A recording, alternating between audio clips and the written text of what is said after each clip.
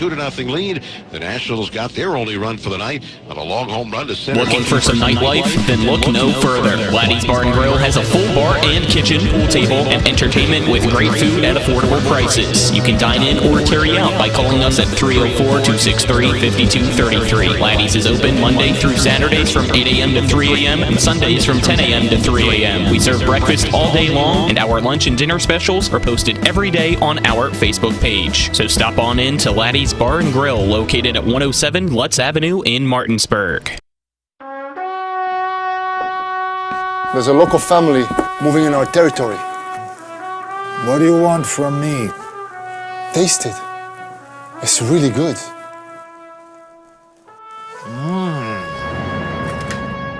We'll go through the mattresses. It's not personal. It's strictly business. Leave the guns. Take the pizza. Rock's, now serving hot, fresh pizza to die for. Ow, that really hurt. The Palace Lounge in Martinsburg is the place to be. Join us every night to relax and enjoy football or basketball games featuring either the Martinsburg Bulldogs, Shepherd University Rams, or West Virginia Mountaineers. We will have steak night every Wednesday, trip nights every Thursday, and now taco and margarita nights every Tuesday. You can find us on Facebook or call 304-267-7520. The Palace Lounge is located at 1350 Edwin Miller Boulevard in Martinsburg. Hi, Crescia Hornby here. Larry DeMarco, broker of Modern Realty Results, believes he has some of the best real estate agents in the Eastern Panhandle. Agents at Modern Realty Results have years of experience and knowledge of the local real estate market. Agents within the office work as a team to provide quality customer service. We strive to always ensure client satisfaction through handling every transaction with honesty and integrity, all while offering competitive rates. Modern Realty Results is veteran-owned and managed. Please call us at 262-4222, modernrealtyresults.com. The following is a special sports broadcast presentation of Talk Radio WRNR Martinsburg. Play ball! It's time for the fun and excitement of West Virginia high school baseball.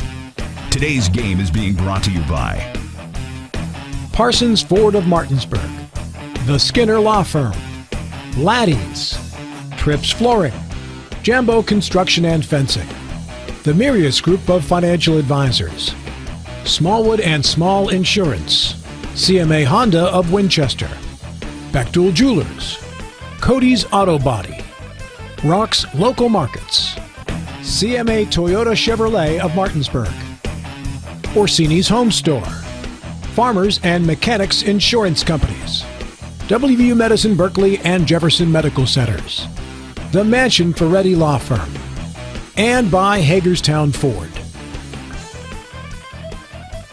And now for the pregame show. Let's go out to the field and join our Talk Radio WRNR broadcast team.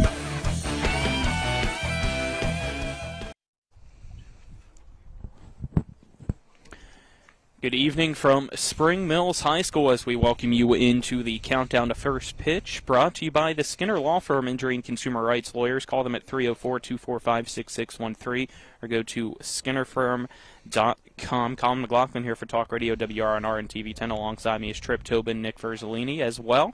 Our cameraman, Dylan Bishop, back at the studio is Spencer Dupuis. It's the Jefferson Cougars traveling to Spring Mills High School to take on the Cardinals, two teams on the opposite ends of the section, and let's get right into those section and region standings to start off the pregame show. It came out earlier this afternoon, and first is Jefferson, second, Hedgesville, Musselman was in third, Martinsburg came in fourth, Washington in fifth, Spring Mills in sixth, seventh is Hampshire. So for section one it goes Hedgesville, Musselman, Martinsburg, Spring Mills. Section 2 is Jefferson, Washington, Hampshire. Playoffs start next week. Trip, just give us your thoughts about how the voting went. I don't know what to think. You know, part of me thinks that maybe, Martinsburg, made a real statement on Saturday, and of course last night beating the number one team in the state. I don't think was any doubt that Jefferson being the number one team in the state, that they were going to lose that with a loss to Martinsburg on the eve of the vote. Because of what they've done throughout this year. I think when you look at the Martinsburg-Hedgesville Musselman, I think that's where it got kind of sticky, you know. Martinsburg, the only team that was able to beat Jefferson twice, and had lost to Musselman. So I mean, split with Musselman, split with Hedgesville. So they had a real serious argument there on how do we get, how do we, I don't think the argument so much as being behind Musselman and Hedgesville is just how do we, how do we run the region, the doubleheader with the two games with Jefferson and still be so far behind them. Like we have to be in that class. I think that's the gripe there. I don't think for 1 minute they think that they deserve to be heads or tails way above Musselman or Hedgesville. I just think that it was the 3 spots below Jefferson that kind of got them, and I think Hedgesville and Musselman all year long had really made a statement for being the 1 or the 2 in that region, and it kind of panned out that way. But ultimately we can sit here and talk all day about this or that or numbers or what have you, but I just really don't like the fact that they send the papers out on Friday before some of the EPAC games are done. The voting is the voting is over this game right here. I mean, how do you get up for this game? You still got Washington and Musselman to play. I just don't quite understand the timing. I don't understand really, when you put the human component in it and not just, make it a mathematical. I mean, all our lives we play baseball, we play tournament ball, we play, all these things and run differentials and win-loss records and head-to-heads, and then suddenly we're going to leave it up to, just personalities maybe. And I'm not saying anybody voted off or on, but, I mean, it's a very subjective sport, and one person might see the year differently than the other, but at the end of the day, it's all about numbers, and I think we can come up with a mathematical equation that would set this seeding. I only know of one coach on the record of how he decided his voting, and that's Brad Barrett. You'll hear him say it later on in this pregame show. When it came through 3 through 7, he had it exactly the same as it shows up. However, he had Hedgesville and Jefferson flipped. He had Hedgesville 1 in the region, Jefferson 2. So ultimately, I mean, that doesn't really change anything for the sections, but it's still an interesting point to bring out, and the fact that he was comfortable saying it publicly. One thing that was interesting, I don't know if you heard the show day trip, but on the Sports Mix I mentioned that Jefferson was counting the Washington-Martinsburg game as a region game. They weren't counting it as a conference game when they were looking at it, which I thought was kind of interesting. I don't know if the other coaches looked at that game and counted it toward their voting or not. I don't know how much it would really affect the vote, but it is a little bit interesting that at least I know Jefferson was saying they're 8-4, I guess, in the region and not 8-3. Yeah, I mean, there's another argument there. Like I said, it just has to be said that we're going to start the season, and these games are going to count, whether you see each other in a tournament somewhere or an off day or whatever. I mean, but on April 15th when you're scheduled through the EPAC to play these days, and on May 1st and on blah, blah, these days, those games have to count. And, the fact that Martinsburg met up with Washington down at Myrtle Beach and, kind of out of pitch in there and, just kind of a throwaway game. I don't know. I mean, they both went out and tried to win. Don't get me wrong, but I think it just goes back to, like you said, there you are with the human component saying, that matters. Somebody else says that doesn't matter.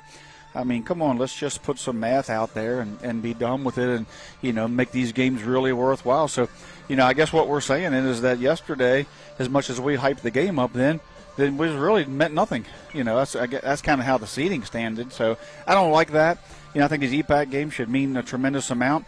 And I think if you're, I've been in tournaments or I've seen teams that, go, 30-0 and then, lose one game in the regional to a team that's 15-15 and they're out. So, it's just there's got to be a better way, I think. I mean, it's the only sport that we see this in. And you beat a team twice head-to-head, and then it's really hard to swallow when they're ahead of you in the region, whether or not it's deserving or not. It's just on paper it doesn't feel good.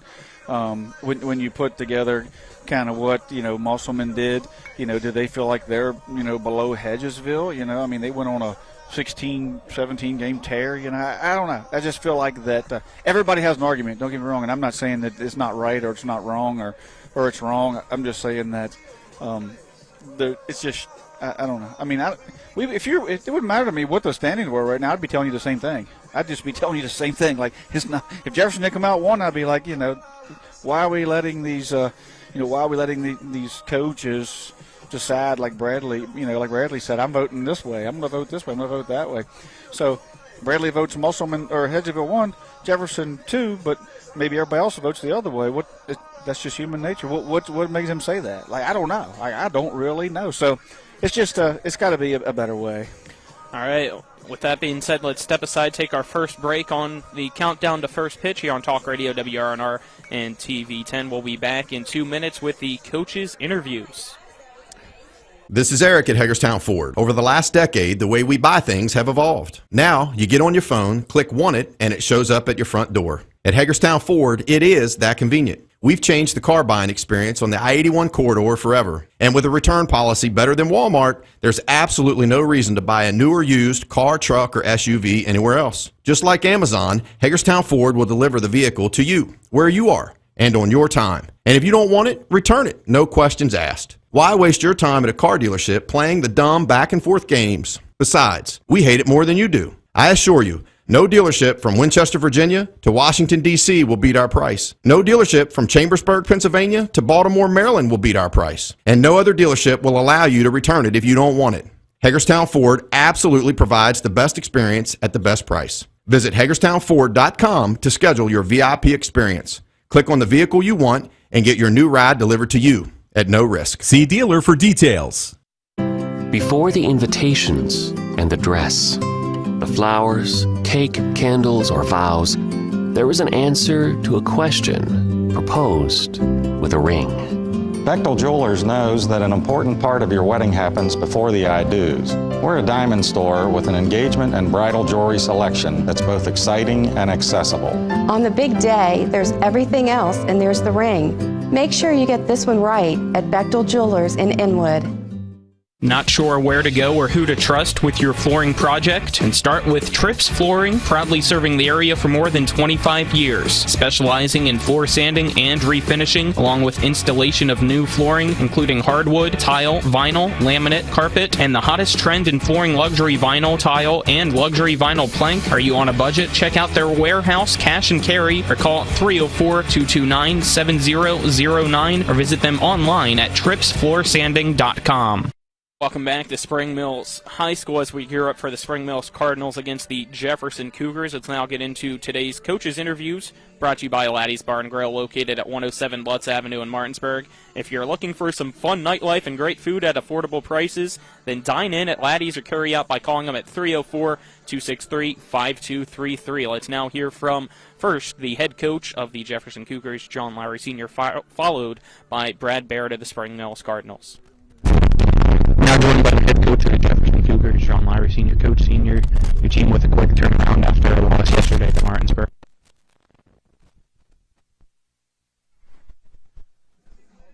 And it looks like we're going to have some technical difficulties, unfortunately, with the coaches' interviews as the batteries just died in our recorder. So let's move on here. Unfortunate. Apologize there for those that wanted to hear that part. Didn't expect it to die so quickly, but we continue the pregame show nonetheless and can, I guess, really just talk more about today's matchup. And they say anything already interesting in particular, Colin?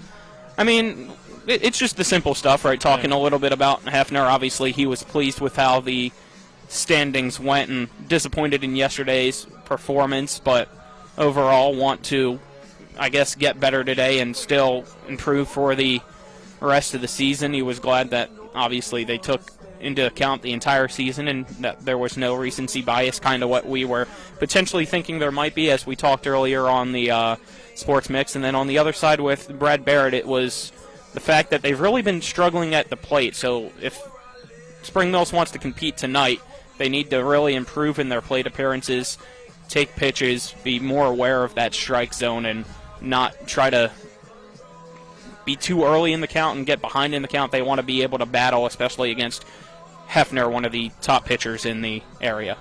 Well, I think if you're Spring Mills, I mean, if you're Spring Mills, you have to say, okay, finally this season that just doesn't go their way, and it's I don't want to say over, but, no longer are we fighting for the sectional, no longer are we fighting for seedings and ever. Right now we can take this game, the outcome doesn't matter as much, and we can play a little more loose and, try to enjoy this last week and then, have a good preparatory a couple days before the sectional. Teams like that they're dangerous. They have nothing to lose. They're not the teams that you don't want to play. Because they're not tight. Jefferson certainly Jefferson certainly should win this game. So when you're when you're supposed to win and it stays close, that just makes it makes you tighter and tighter as the other team gets looser and looser as they play a lot more loose. So the Spring Mills has got to be feeling good about the fact that this thing's kind of over as far as the 23 season, regular season. They're going to play some games here and get ready and reset for the sectional. So, but Jefferson, what they do? They're going to play games and they're going to get reps and they're going to get better. They're going to keep on fighting. They're not going to settle on that number one seed. Don't look for them to come out here and take the pedal off the gas either, especially after getting a disappointing loss last night. Let's now get into the EPAC baseball roundup. Brought to you by Jambo Construction and Fencing LLC, a veteran-owned company that specializes in decks, fencing, and hardscaping. For a free estimate, you can call Bo Bartley at 304-268-5452. And tonight, sectional playoffs, I know it's a baseball roundup, but we can include some softball here. Their sectional playoffs start today. Across from us over on that softball field, it is Musselman taking on the Spring Mills Cardinals, and then you have Hedgesville hosting the Martinsburg Bulldogs, and in Section 2, it's Washington against Hampshire with Jefferson as the bye. And then for baseball, trying to take a look here, it looks like Hedgesville takes on Williamsport, that one at 7 p.m., so we'll keep an eye on that one. I'm trying to see if there's anything else that we might be missing. I don't think that Musselman plays after playing yesterday, and we know that Martinsburg plays tomorrow against Clear Spring. So let's step aside, take a 2-minute break. When we come back, we'll conclude our pregame show, get today's starting lineups, the weather as well. You're tuned into West Virginia High School Baseball on Talk Radio WRNR and TV 10.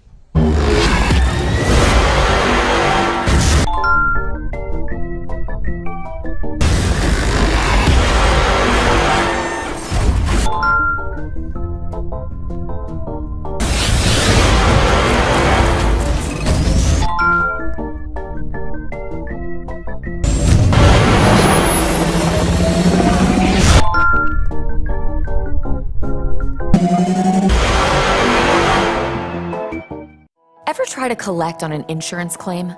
Perhaps a homeowner's claim, auto accident, or fire. Insurance companies collect money from you for protection should something bad happen. They don't want to pay, or they offer too little. At Mansion Ferretti, we have an attorney who worked defending insurance companies and knows all the dirty tricks they play to deny or lowball your claim. Call us today for help in getting what you really deserve. Mansion Ferretti, when you need justice.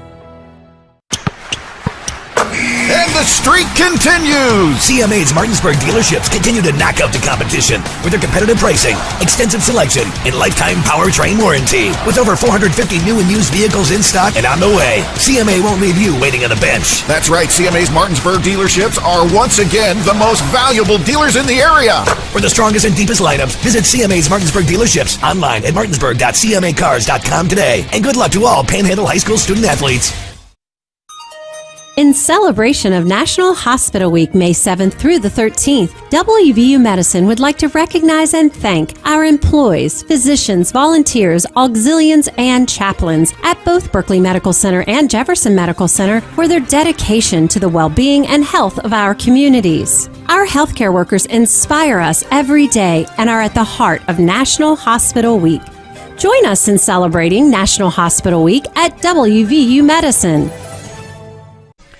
We welcome you back to Spring Mills High School for West Virginia High School baseball action here on Talk Radio WRNR and TV 10. As we wrap up the pregame show, let's get into tonight's weather, brought to you by CMA's Toyota of Martinsburg on Foxcroft Avenue, home of the lifetime limited powertrain warranty with every new vehicle that we sell at no additional cost to you.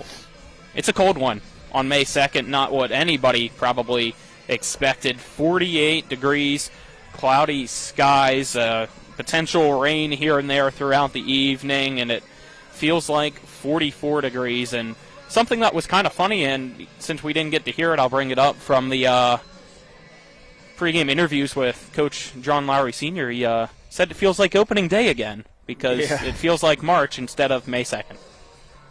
It's awful cold, and I don't know what the temperature says, but that wind's blowing too. So it says that's going to be a 9-mile-an-hour gusts. So we'll see if anything changes there, but definitely it's always going to be a cold game.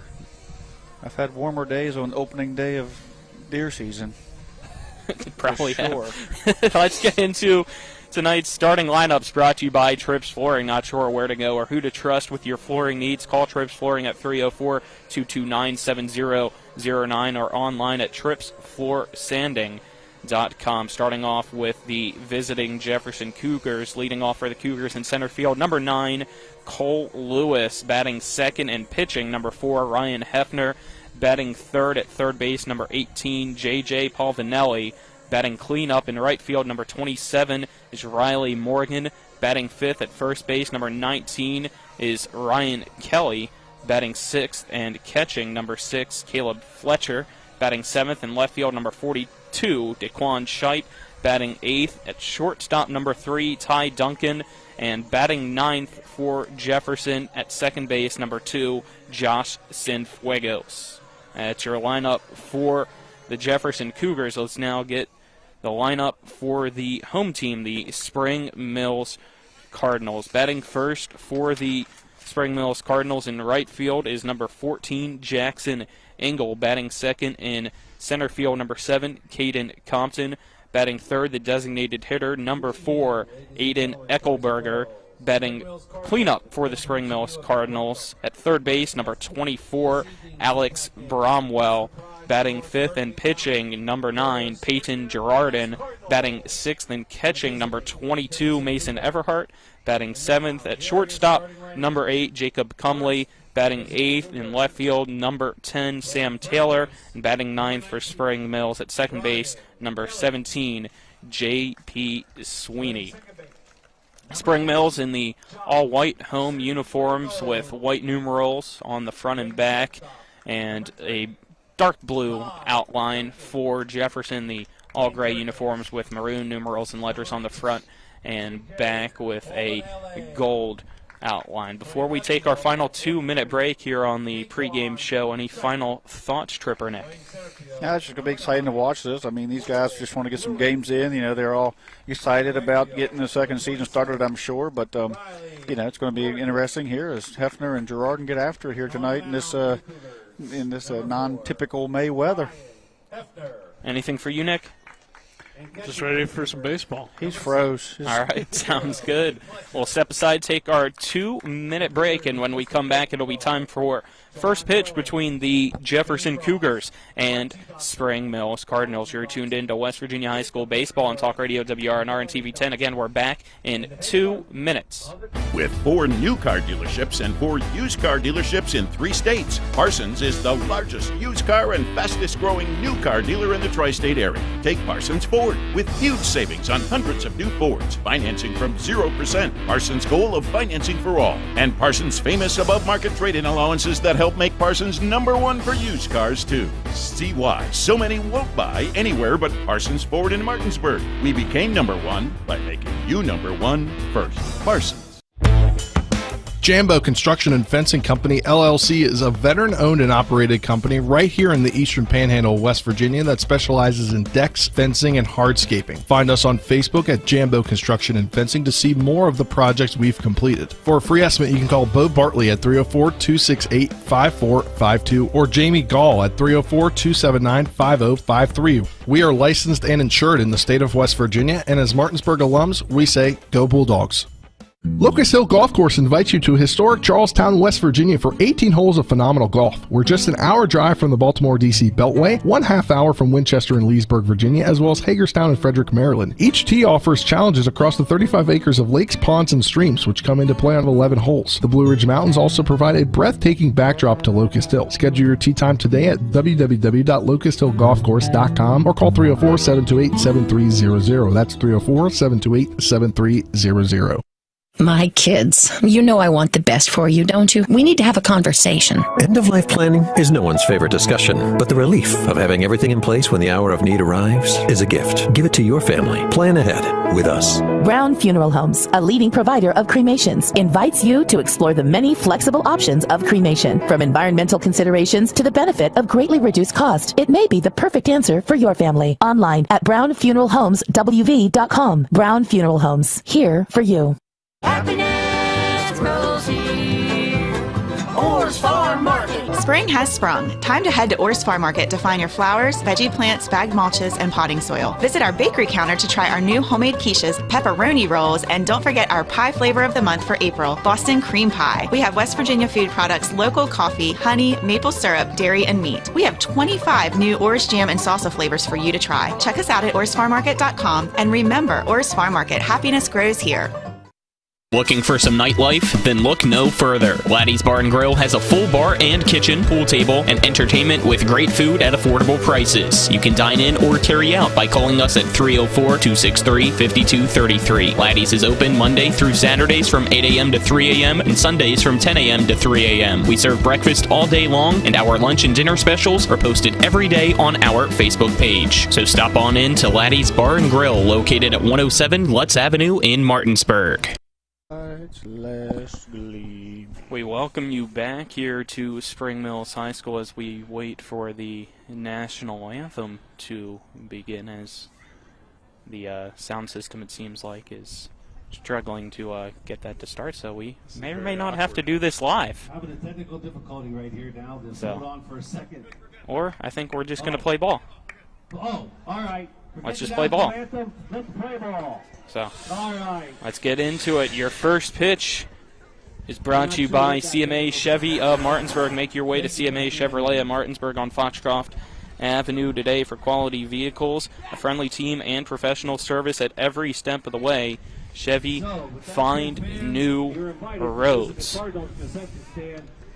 As it will be for the Jefferson Cougars, Lewis, Hefner, and Pavanelli up to bat, taking on Peyton Girardin. Peyton Girardin, 1-4 overall, ERA of 6.51. He's pitched 29 innings so far, given up 40 hits, 30 runs, 27 of them earned, 25 strikeouts, 17 walks for Peyton Girardin.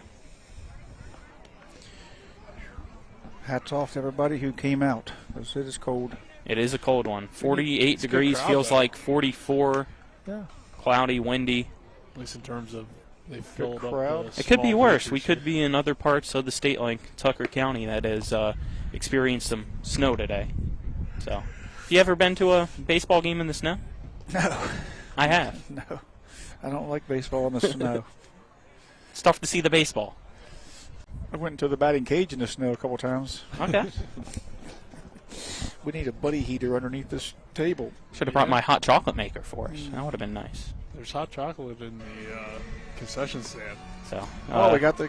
If anybody wants to bring us hot chocolate, it will be a thank you from TV10 and WRN. If it starts to rain, we'll let you stand underneath the tent. I was about to say, you guys had a live tent audience yesterday during the Martinsburg-Jefferson game where it started to rain. I saw probably a dozen people behind you guys trying to huddle in to our tent here as we're set up behind home plate at Spring Mills High School. As Girardin throws his final warm-up pitch, will be Lewis, the center fielder, due up for the Jefferson Cougars. Comes into today's game batting .333 on the season. Moving back to the top. Yeah, Lewis was batting in an 9-hole last night. He's back up to the top as they kind of switch this thing around a little bit. So, Jefferson still, playing with the lineup a little bit as we move here towards closer within a week of the sectionals. We got a flyover. I was about to say no national anthem, but we got a flyover of 4 geese here before first pitch, and the first pitch from Peyton Girardin is in there for strike one to start things off to Lewis. Your first pitch at 7:07. That was the Canadian Blue Angels. They were in formation.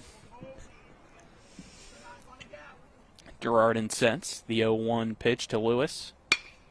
Line drive into left field to get down for a leadoff single to start things off tonight for the Cougars. Good piece of hitting there by Lewis. And he's got a fastball he could handle. drop the barrel in the zone, and Number 4, Ryan. nice line drive out the left. That'll bring up Ryan Hefner, tonight's pitcher for Jefferson, batting in the 2 spot. Runner on first. This pitch upstairs for ball 1 to Hefner. See if on the Jefferson side, how much Hefner does pitch, because there has been moments where he's thrown 5-6 innings, but also he's had there's 2-3 inning outings that Coach Lowry's mixed in throughout the year. Count now even at 1-1 as that one caught a strike. But there's just kind of being a warm-up game before sectionals. Hefner coming in batting .301 on the year. Throw over to first, not in time. Gerard with a little B move there just to see if he'd be running there on that 1-strike pitch. Like Cole's getting a little better lead this time. 1-1 pitch, breaking ball swung on and missed by Hefner for strike 2. Nice pitch by Gerard. Ball like it was going to come in the zone there, just kind of the bottom dropped out of it. Everhart was able to keep it in front of him as well, as it almost looked like it was going to squirt away. 1 ball, 2 strike. Another throw over to first. Again, not in time. Not a bad move by Gerard, and he kind of drops down sidearm, so he's able to kind of sling it over there and right on target. So good job there by Gerard. Pitch, fastball called strike 3. Down goes Hefner for out number 1. That was a good location, too. Yeah, good pitch there. Third baseman, number 18. Had to bring up the third baseman, number 18, J.J. Pavanelli. Yeah, Hefner just kind of watched that pitch on the outside corner. Great location by Gerard. Runner going, the pitch low for a ball, the throw. Going to be high off the glove of Sweeney into the glove of the shortstop Cumley as Lewis slides into second safely. The count 1-0 to J.J. Pavanelli. Gerard, the junior, on the mound. I believe Sweeney's a freshman. Cumley's an underclassman, so they're young in the middle. It's just somewhat of a young team, a young bench. 1-0 pitch, breaking ball, missing outside to Pavanelli. The count now 2-0. They were pretty young last year as well. Mm-hmm. So still kind of waiting for the Cardinals to kind of take that next step. 2-0 count, runner on second. We're in the top of the first. Still scoreless between Spring Mills and Jefferson. 1 out. 2-0 pitch right down the middle for strike 1 to Pavanelli. This team, I mean, they showed some improvement early in the year. Then they had some injuries and haven't really been able to keep pace with everybody else in the EPAC this season. Yeah, they lost the draft there mid part of the season and hit some rough patches. But like I say, second season coming, so hopefully they can regroup. 2-1 pitch, fouled off to the first base dugout. Count now even at 2 balls and 2 strikes for Pavanelli.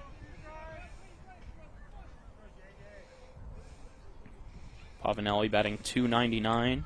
It's 24 RBIs so far this year, only behind Hefner at 30. Girardin sets. Looks at the runner behind him on second.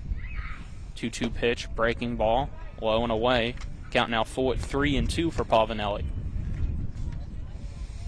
Gerardin works a little slower out there. Of course, he's got to be in the stretch here because of the runner, but he's having a little trouble with the mound there. He's not really liking it. A little bit of a hole out front. He's trying to clean up. So he got time from field umpire Buck Hoffmaster, and I think he's done his field maintenance. He's ready to go back to work. 3 balls, 2 strikes, 1 out, runner on second. Pavanelli up to bat for Jefferson. The pitch from Girardin, low, ball 4. That'll walk Pavanelli over to first. Runners now on first and second with 1 out in the top of the first. The right fielder, number 27. Riley Morgan up to bat. Seen Morgan last night get a couple base hits. One of the only guys that was successful against Lupus. Lupus threw a whale of a game last night, but Morgan did have a couple hits and an RBI, so one of the guys that's seen the ball pretty well. First pitch to him. It's a chopper to the shortstop. Throws to second for 1. The throw to first. Not in time. To the 6-4-3 fielder's choice. We'll have out number 2 and runners on the corners now to bring up Kelly. Batting fifth, the first baseman, number 19. Yeah, the ball wasn't hit hard enough for anybody to turn a double play there. It was kind of chopped. Anybody with a little bit of speed, as Morgan Hez was going to beat that out. So it was a clean turn, just not enough speed on the initial contact of the baseball to the shortstop. Yeah, it was relatively close, though. Mm-hmm. Kelly trying to get his 13th RBI in the season as a throw over to first before the first pitch to him from Girardin. And sporting the hoodie underneath there himself. He's a little chilly, but he looks like a short sleeve hoodie. Runner going from first, the throw, not in time. Runner from third coming home, and he'll easily score. Jefferson takes a 1-0 lead in the top of the first. Mistake there by Spring Mills. Yeah, they threw through. I mean, with 2 outs, I'm not sure. And they kind of, trying to get the out there, and the throw was up, and it kind of looked like Sweeney might be cutting it off, but the throw was up a little bit, and it allowed the runner from third to come in. So they took a shot at getting the out there on the bases for the third out. Didn't quite work out, and Jefferson capitalizes and scores the first run. 1-0 pitch outside for ball 2 to Kelly.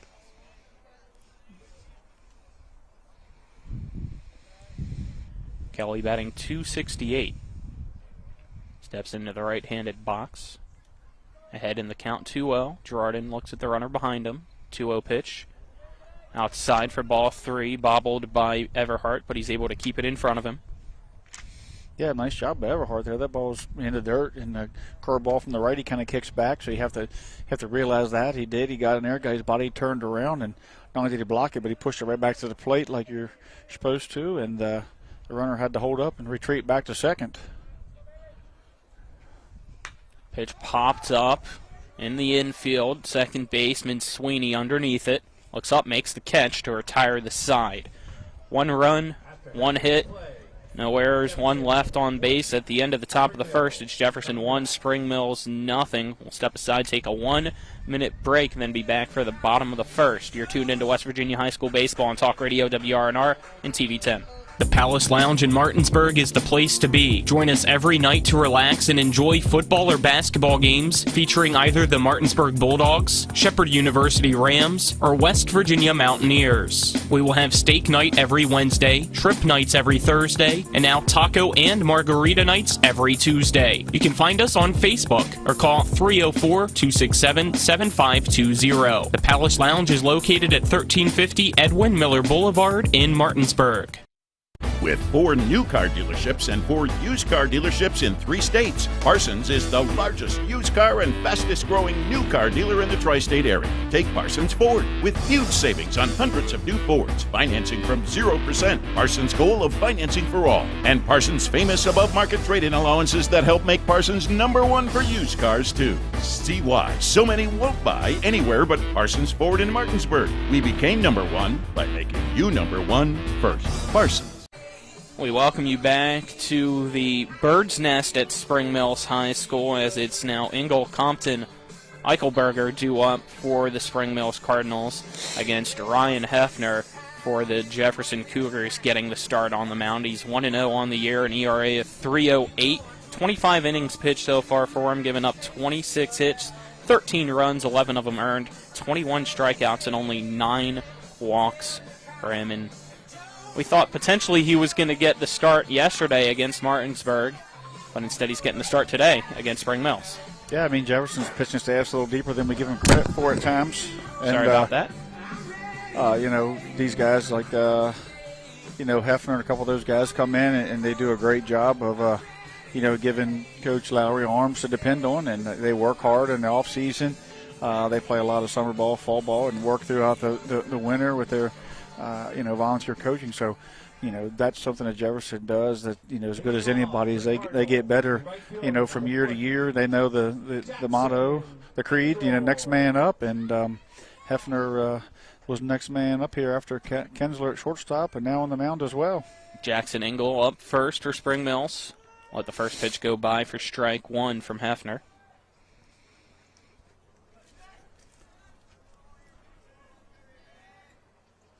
Hefner sets the 0-1 pitch to Engel. Foul it off into the brink behind home plate for strike 2.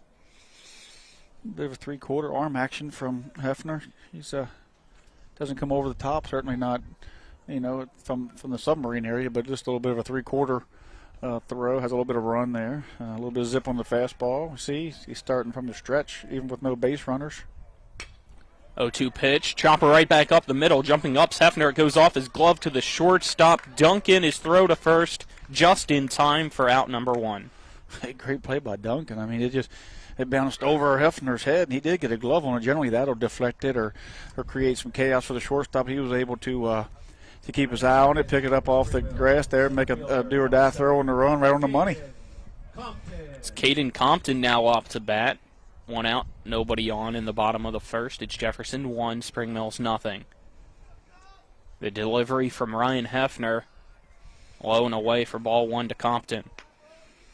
That's one of the things about Spring Mills, they don't, and sort of like had Jefferson this year, they don't have a lot of home run power up and down the lineup. They're a smaller lineup that uses speed and 90 feet at a time to score runs, and so they're not going to be able to hit the ball to the fence and give you 3-run home runs. So they got to string hits together. That's one of the reasons, certainly one of the reasons why their offense sputters at times.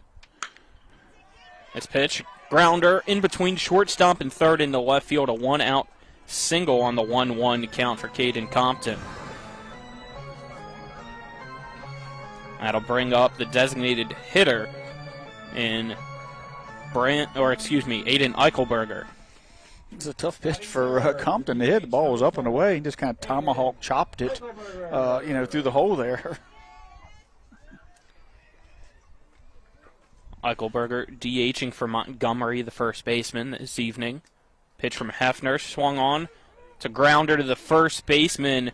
Kelly bobbles it, and that forces him only to have the option of stepping on first for the fielder's choice as Compton will head to second. Kelly had a double play on his mind when that ball came off the bat, and he just took his eye off the ball, just a split second there, causing a bobble. It cost him that double play because he could have tugged the bag and got to Duncan there for the double play. Brings up Alex Bromwell with 2 out here in the bottom of the first and a runner on second. A timeout will be called for Fletcher to head out to talk with Hefner to make sure that the signals are together with a runner on second.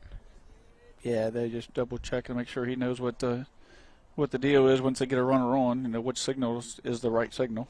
Pitch low, gets by Fletcher, and the runner stays put at second. It's a 1-0 count to Bromwell. It looks like it's not really a hoodie like we originally thought when he was up to bat. It's more of a compression covering for the head, as we see a few players now wearing it. Yeah. This pitch breaks inside. It's strike 1. Yeah. It clipped the corner, the inside corner. Nice play there by them. 1-1 pitch. Again, Bromwell lets it go by. It's called strike 2. That one cut the other corner, I believe. Hefner trying to go for his first strikeout of the night and end this first inning. Looks at the runner behind him, the 1-2 pitch to Bromwell. High for ball 2. That's right where Fletcher wanted it up. Changed his eye level. Nice job by Bromwell letting it go by here. And he's got to win the evens, we call it, when you're at the bat with two outs here. 2-2 pitch low again to the right side off the chest of Fletcher. But Compton stays put at second. The count now full. 3 balls, 2 strikes. 2 outs in the bottom of the first. It's Jefferson 1, Spring Mills nothing. Bromwell up the bat for the Cardinals. First base open. It'd be interesting to see how much of the plate that Hefner tries to get if he just throws a curveball away again. Payoff pitch fouled off by Bromwell over the first base dugout and add a play to keep the at-bat alive. Yeah, he keeps it. It's a nice job there by Hefner by not getting too much of the plate, knowing first base was open. I'd be surprised if he would cut the middle there, if he doesn't just try a curveball away or something to get Bromwell to fish for it. If not, just move on to the next batter, first and second. Line drive, first base side, and foul. Let's do it all over again for the 8th pitch of the at-bat. Great at bat here for Bromwell. Nice quality at bat, extending this inning as long as possible with 2 outs. The longer it goes, the more it benefits him. So, what a good job by Hefner by not giving him anything very good to hit. And, Bromwell's just going with that outside pitch. And 3-2 pitch on the outside corner, called strike 3. Fletcher drops it, places the tag, and that retires the side. After 1 is Jefferson 1, Spring Mills nothing. We'll head to the second after this 1-minute break.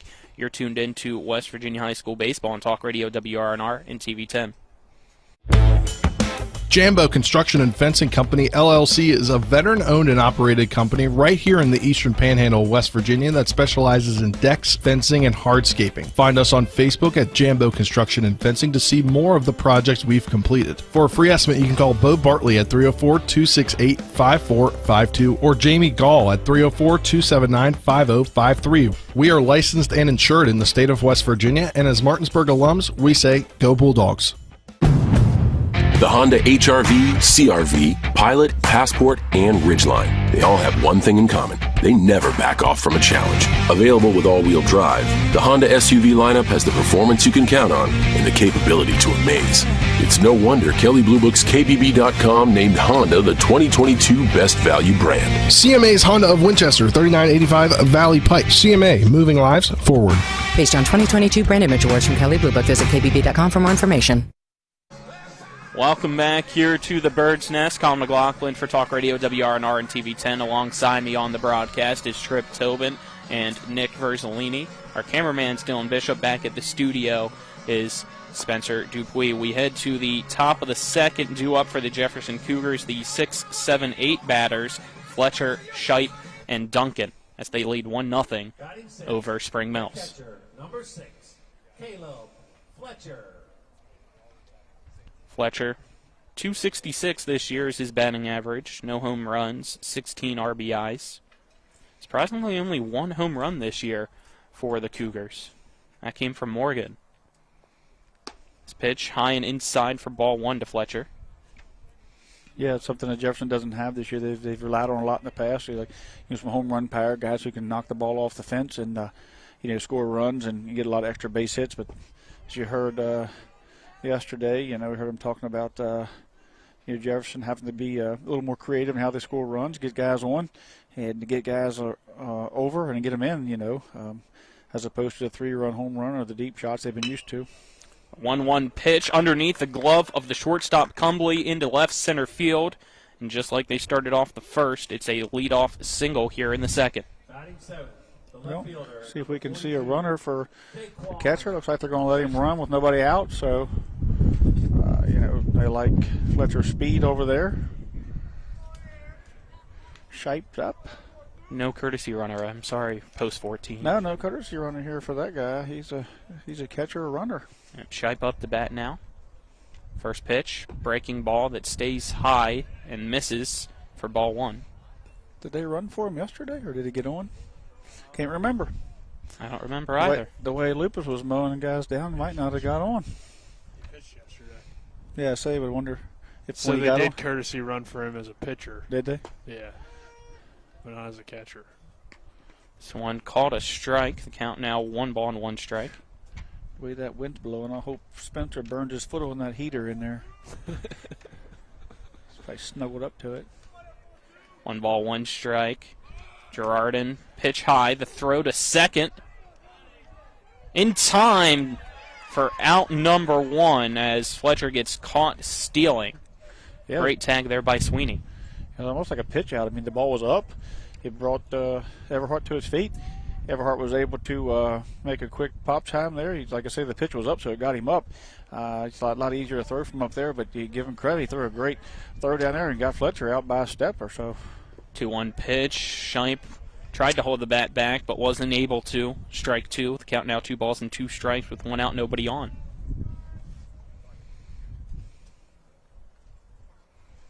Shipe batting .292 this year. Steps back into the right-handed box. The 2-2 pitch from Peyton Girardin. High and outside for ball 3. Girardin's just missing with those pitches. A lot of them kind of a little bit high, but they look okay from our angle. He's leaving the ball up a little bit. Payoff pitch outside and low this time for ball 4, so that walks Shipe. Brings up Ty Duncan. Batting 8, the shortstop. You always second guess yourself when a guy walks behind, getting caught stealing, because you could have been, first and second. But I think that's Jefferson's, that's what they do. That they run, they create problems for you on the bases, and just hats off to Spring Mills to, getting those guys out caught stealing. First pitch to Duncan, high for ball 1. I could be wrong, but I believe Duncan leads the team in average.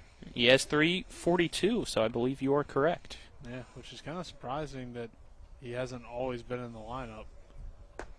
Pitch right down the middle to him. Count now 1-1. I mean, part of that may be why he is leading, but he has a decent amount of at-bats. Didn't start yesterday, though. Runner on first. 1 out. 1-1 count the pitch. High and in to Duncan for ball 2. Yeah, Girardin's not, he can't lose the free base game here. He can't, we've seen what happened yesterday in that game with Jefferson when they had, 2 or 3 walks an inning, and how it just turned into, slowly but surely Martinsburg pulls away.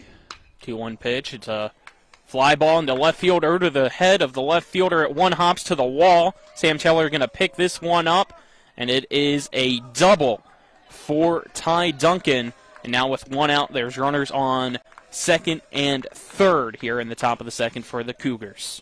Yeah, just like that. We were talking a little bit about these two teams not having, guys that can take it off the fence, and just like that, they make liars out of us as he drove the ball down the line and 1 hops the fence there for a nice a double. So, kind of now we can see if they can be creative here at the bottom of the lineup, or, if they're going to send Fuego. They're pulling the corners up, so not sure, why if they're going to pull the corner up. Well, I guess it's just for, for the bunt.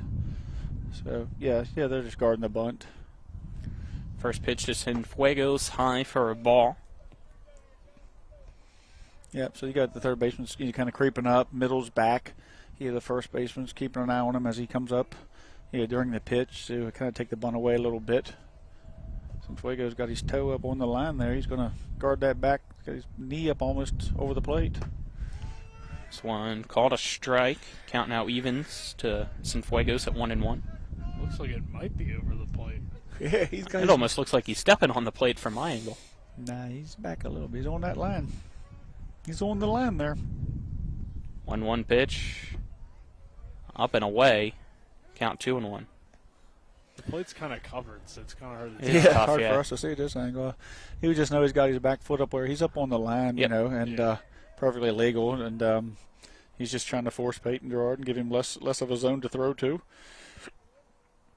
2-1 pitch, fastball, grounder to the third baseman Bromwell. He bobbles it, goes to the shortstop Cumley. His throw to first, not in time, and it's now 2-0 Jefferson in the top of the second as Shipe comes home to score. Duncan stayed put at second, and now Cienfuegos is on first. Ball kicked off of the glove of Alex Bromwell as he tried to come across and cut it off. Nice job by Cumley there to retrieve it as it kicked off his glove up over his shoulder. He picks it up, and he did make a very close play over there on that as Cienfuegos was running down the line, but Cumley did a great job of recovering and making a throw. Had to rule that an error on the third baseman as now up to bats Lewis. First pitch low for ball 1 to Lewis. You have runners on first and second. 1 out. 2-0 lead for Jefferson over Spring Mills. Everybody's quiet here. 1-0 pitch. Right down the middle. Count now 1-1 to Lewis. They're probably too cold, They're probably froze. They better get up and move around, cheer. Got to save their voices for the playoffs. They're going to be frozen in their spots. Maybe they already are. Yeah, their bleachers are cold. Them metal bleachers. Our chairs are 1-1 pitch, pop up to the left side over towards the third base dugout. Bromwell trying to track it down. Can't do so. It hits off the roof and back to the pitcher, Girardin. Count now 1-2. It just cut the roof there, and she's boogered up a little bit, so they're going to bring the ball back in, and that shingles up there scuffed it up pretty good. That ball's going to go in the BP bucket. Maybe. I think about maybe kicking it back out there. Gerard, give him a little extra grip. 1 ball, 2 strikes. Gerardin sets. Checks the runner behind him. The pitch to Lewis. Fastball low for ball 2. Yeah, you can't say enough about what Peyton Gerardin, the faith he has in Everhart. The balls he's throwing down in the dirt, and he's able to corral and keep these guys. And not only is he corralling them, and but they're not skipping away even enough for those guys to move up on dirt balls. So it's a great job there to cover that up. Yeah, Everhart's done a good job defensively. He already has the throw down a second to get the runner trying to steal, the caught stealing. It's pitch. Fastball high. Count now full at 3-2 to Lewis. He's trying to reach base for the second time this evening as he led off the first with a single and then came around to score. Peyton has got himself a Jambo jam here, top of the lineup. The men already on. Runs already in. Payoff pitch, pop up. And this one going out of play behind home plate. Count remains full. Let's do it again. Thought Nick was going to get out of his chair there and try to make a play on that one. So about He's not 10 moving. feet behind us. He's froze. I mean, got to warm up. Got to try to make a play. It is a little warmer to be standing, if I'm being honest. So I might go to the stand at some point. Here comes the 3-2 pitch. Oh, Tipped into the glove of Everhart for the out. To sit down Lewis for out number 2. That brings up Hefner. How about in number 4, Ryan Hefner. Ryan Hefner struck out looking his last time up. Big pitch there by Gerard. And I mean, that's if he gets the bases loaded with it, one out, that's big. Swings at the first pitch. It's a line drive right up the middle into left center field. Compton's throw. Not in time. As 1 run will score, it is a 2-out double for Hefner, and it's now 3-0 Jefferson here in the top of the second as they lead the Cardinals of Spring Mills. Compton come up throw and then looked like he had a shot there. I don't know if the wind kind of held it up, but the ball just kind of died and hit the dirt and popped up, allowed both runners to move up on that. No cut on that. So ball just kind of come into home on the 1 hop, and both runners moved up. So Pavanelli has an opportunity to get, another RBI if he can find the green, and Gerardin is in a little bit of a jam here. He swings at the first pitch over the glove of Bromwell into left field down the line. 1 run scores. Rounding third, heading home is Hefner. He scores. It's back-to-back doubles. The lead's now 5-0 Jefferson over Spring Mills. And that's how Jefferson does it. They find the lines, find the gaps. They don't necessarily hit the ball deep on warning track guys. They just hit line drives and find holes, and they run the bases. So we're going to get a little bit of a conference here with the pitcher and pitching coach here, Hammond, Coach Hammond. So we have Gerardin out there. He's getting a pat on the back there, saying you're talking about a couple of mechanics. Looks like he's talking about his curve ball maybe a little bit, how to drive it down. But what Jefferson does, they just beat you up. They get on base. They have good at bats. I mean, we've seen last night. I think when you look at what Jefferson can do, and I think it just makes what Michael Lupus was able to do to them the last couple outings that much even more impressive. So it wouldn't surprise me if Martinsburg takes that, has a chip on their shoulder, continues their winning ways, and makes it really tough for Musselman and Hedgesville in that sectional. And I think the Martinsburg, Musselman, Hedgesville, Spring Mill sectional here is going to be a real problem for the Washington Jefferson sectional winner in that regional. Morgan now up to bat. First pitch, a breaking ball from Gerardin low for ball 1. It's already been a 4-run, 4-hit inning for Jefferson in the top of the second. 2 out, a runner on second. You leave the ball up, they're going to hit it, and they're going to run the bases well. Last night they had a couple, things that we don't really see out of them, but. Fastball, 4 strike, throw over to second, sliding in safely. It's Pavanelli as no tag was applied by Sweeney. It's unfortunate there that baseball, you only get the 4 state tournament teams as opposed to the 8 that we see in basketball or the 16 we see in football. Because I feel like if the EPAC could get more than 1 bid, they could definitely compete down there at least with more than 1 team. Well, for sure. I mean, if you could send a couple teams from the EPAC down there each year, the state championships for the Eastern Panhandle would certainly, I believe, would be up as we beat each other up so bad. Here we see it, we get to watch it all the time, as teams that go down there from this EPAC and, and compete, for state championships. Jefferson, lately a few times, but, a lot of these teams could get down there and get some wins. 1-2 pitch, fouled over to the first base side.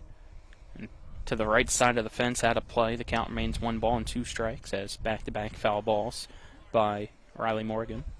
And that's not saying that there's not other good teams throughout the state, but no, you just see obviously the talent and all the teams that are typically in the top 10, around here, especially this year when you got really 4 teams that are all very, very close, and it's unfortunate that only one of them will get a chance to compete for states. 1-2 pitch from Girardin, again fouled off by Morgan. This one over towards the stands on the first base side.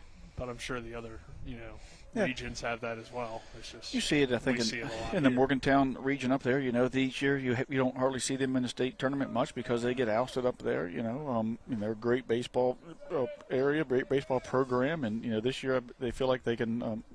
Get some things done up in their section and their region, and they like to get down there to the state tournament. 1-2 pitch.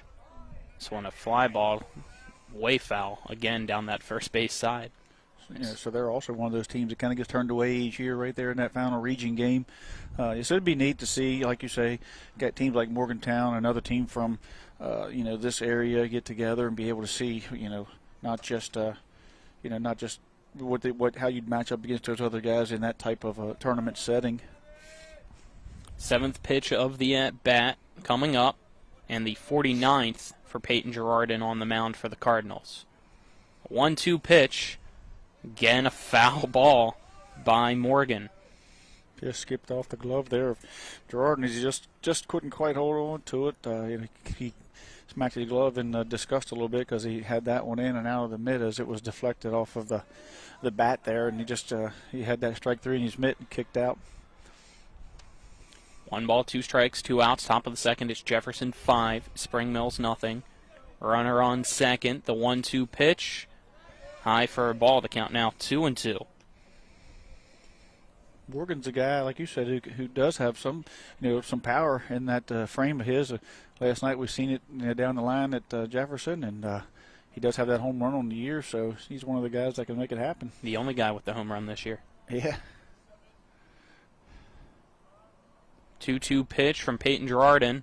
Swung on and missed by Morgan for strike 3. And that ends the top of the second inning. Not before 4 runs were able to cross on 4 hits. No errors, 1 left on. At the end of the top of the second, it is Jefferson 5, Spring Mills nothing. We'll be back in 1 minute. You're tuned into West Virginia High School Baseball on Talk Radio WRNR and TV 10. To get the best opportunity to be seen and recruited, join the American Legion Post 14 Hornets baseball team. Managed by Trip Tobin, Post 14 will prepare you for the next level by playing the best possible schedule, along with an experienced coaching staff and alumni coming back to help guide you through the process. Brings up Camian Gonzalez with runners on the corners. Runner from first going, and it's a fair ball down the third base line by Gonzalez. That's going to allow 1 to score. The Berkeley Post 14 Hornets are the premier Legion baseball team in the area. With 4 new car dealerships and 4 used car dealerships in 3 states, Parsons is the largest used car and fastest growing new car dealer in the tri-state area. Take Parsons Ford with huge savings on hundreds of new Fords, financing from 0%, Parsons' goal of financing for all, and Parsons' famous above-market trade-in allowances that help make Parsons #1 for used cars too. See why so many won't buy anywhere but Parsons Ford in Martinsburg. We became #1 by making you #1 first. Parsons. Welcome back to the Bird's Nest of Spring Mills High School as we head to the bottom of the second inning. It is Girardin, Everhart, Cumley, the 5, 6, 7 batters due up for Spring Mills as they trail Jefferson in the bottom of the second, 5-0. Where'd you get that name from, Colin? The Bird's Nest. That's what I heard them say before the game. Okay. You got the Eagle's Nest and the Bird's Nest. Huh. There you go. Thank you for the information. You're welcome. In the summer, we'll have the Hornet's Nest. First pitch, swung on and missed by Girardin for strike one. I mean, cardinal is a bird. I know. It's the state bird. Did you know that? I don't know why. You don't know why it's the state bird, or you didn't know why it's a bird? This pitch, strike two. Right down there for Hefner's dealing here. These two pitches, a curveball and a fastball, sort of like the setup pitches that Fletcher had last night early in the game against Martinsburg. Curveball, fastball away. 0-2 pitch, line drive off the glove of Hefner into center field, and that's a single to lead things off for Peyton Girardin. Going to get a runner for him as I see him come looking. It's a nice hit, though. Yeah, two. I thought it was caught originally, and I think our press box, or PA box, my apologies, Nick, also thought it was a shed. It's not base really hit. a box. Next year, It's it will be a press box, is what we were told. Isaac Gilbert's in the run, and I'm sure Coach Lowry's not going to be happy with that 0-2 pitch that found too much of the plate there. Swung on and missed by Everhart for strike one as the courtesy runner, courtesy of the American Legion Post 14 Hornets, your premier Legion team in the area. Hope it's warmer when we play. I hope so, too. If it's not, we have a serious problem.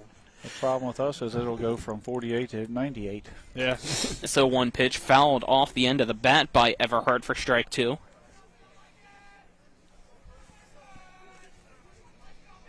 No balls, 2 strikes.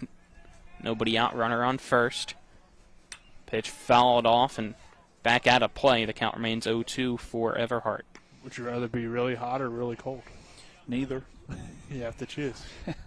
Cold, I can put clothes on, I think. I don't know. I'd rather play baseball when it's really hot, though. It's more fun. Pitch, breaking ball that almost gets by Fletcher. He's able to keep it in front of him. Count now 1-2 to Everhart.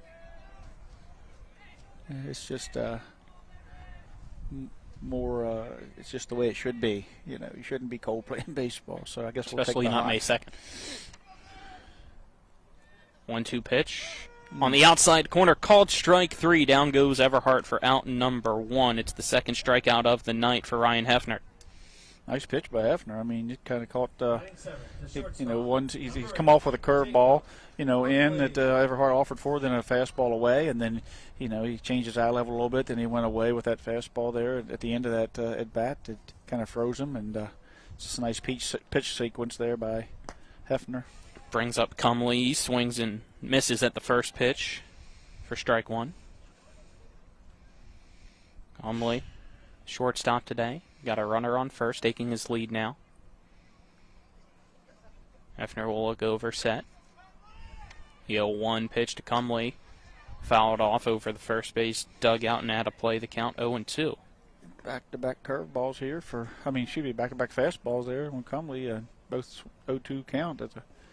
Hacked at both of them there. We'll see what pitch sequence we see now out of Hefner.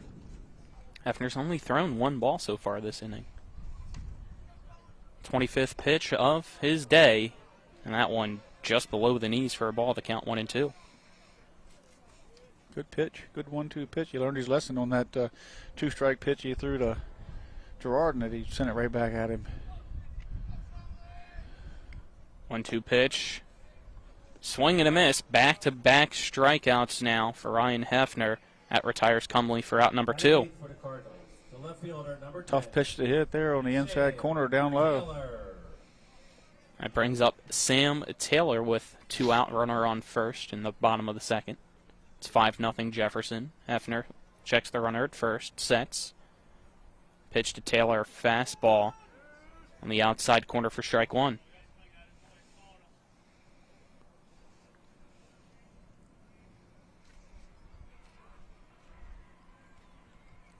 Next pitch, swing and a miss for strike 2 from Sam Taylor.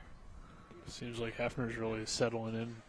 That's a tough pitch to hit right there. I mean, if he lives right there, we're standing right behind it. He's right on the inside corner at their knees, and that's just an extremely hard pitch to hit, for anybody at this level. And there it is again. Swung on and missed. Ryan Hefner strikes out the side to end the bottom of the second. It remains Jefferson 5, Spring Mills nothing. We'll head to the third after this 1-minute break. You're tuned in to West Virginia High School Baseball on Talk Radio WRNR and TV 10. There's a local family moving in our territory. What do you want from me? Taste it. It's really good.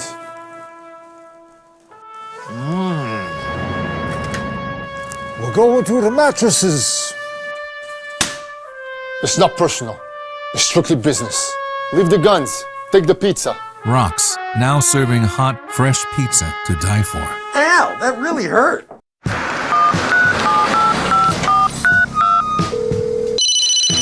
Hello? We're here again 3 times in the past 2 days.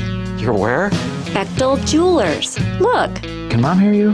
No, she's in a diamond coma. Get her the pendant, or I will. Hey, that's my credit card. What? Can't hear you, Dad. You're breaking up. It's going to take more than a crying baby to wake her out of this diamond coma. You're going to need a mega dose of jewelry from Bechtel Jewelers. We're back as we head to the 3rd inning. It is Jefferson 5, Spring Mills 0-2 up for Jefferson. The 5, 6, 7 batters, Kelly, Fletcher, and Shipe. Colin McLaughlin for Talk Radio WRNR and TV 10. Alongside me is Trip Tobin and Nick Verzolini. Our cameraman is Dylan Bishop. Back at the studio is Spencer Dupuis. Batting, number 19, Ryan Kelly. It's Kelly. 0 for 1 today, is only time up. It was at the end of the 1st inning when he popped up to the second baseman. Girardin sets as we get ready for the first pitch of the top of the 3rd. The first pitch from Girardin to Kelly. Misses high for ball 1.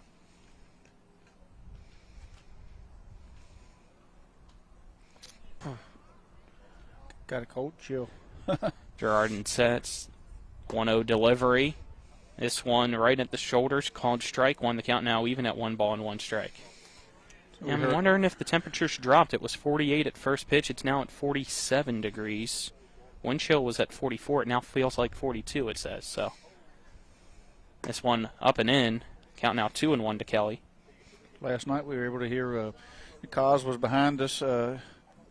Kozlowski was behind us talking about maybe his headline. We heard some of the people chirping in about what the good headline would be. And it looks like we had a winner. As he went fouled off.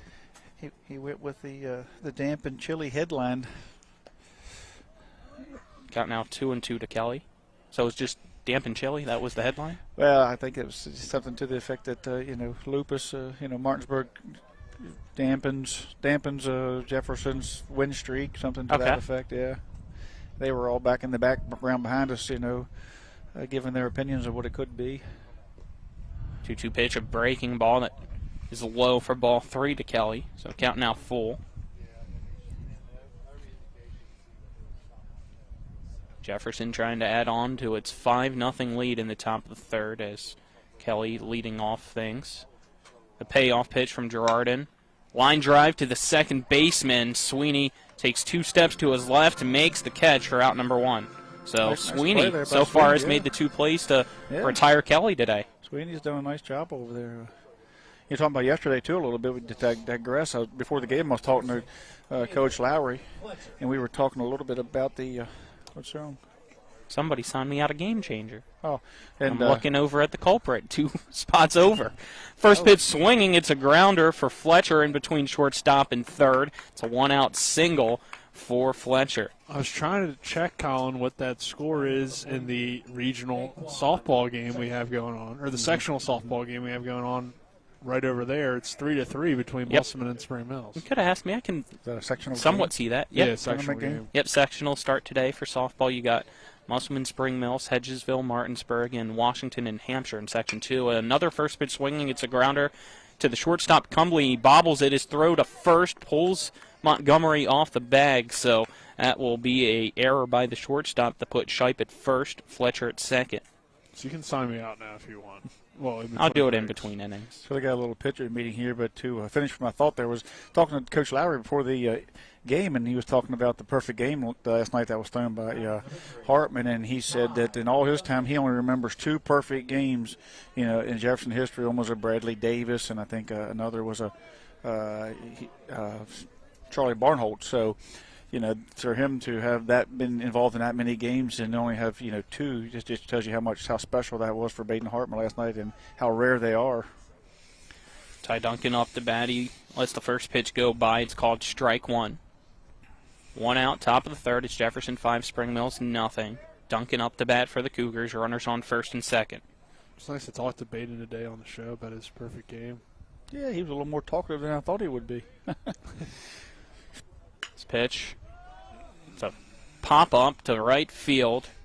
Engel tracks it down, makes the catch. His throw's going to be cut off as tagging up is Fletcher. He goes from second to third. Shipe stays put at first. Runners on the corners now with 2 outs, and Josh Cienfuegos is up to bat. Jefferson continually puts a little pressure on, 90 feet at a time here. The base hit by Fletcher, then the air on the ground ball from Shipe, and now you see him get the sac fly. So got him on, got him over. See if Cienfuegos can get him in and see what Jefferson plans to do with this 3-2, first and third, as last time Spring Mills opted to throw down to get the runner as Jefferson's crossed the first run of the game on that pitch. Big swing and a miss, and on the catcher's indifference, allow Shipe to take second base, so it's now runners on second and third with 2 outs and a 0-1 count to Cienfuegos.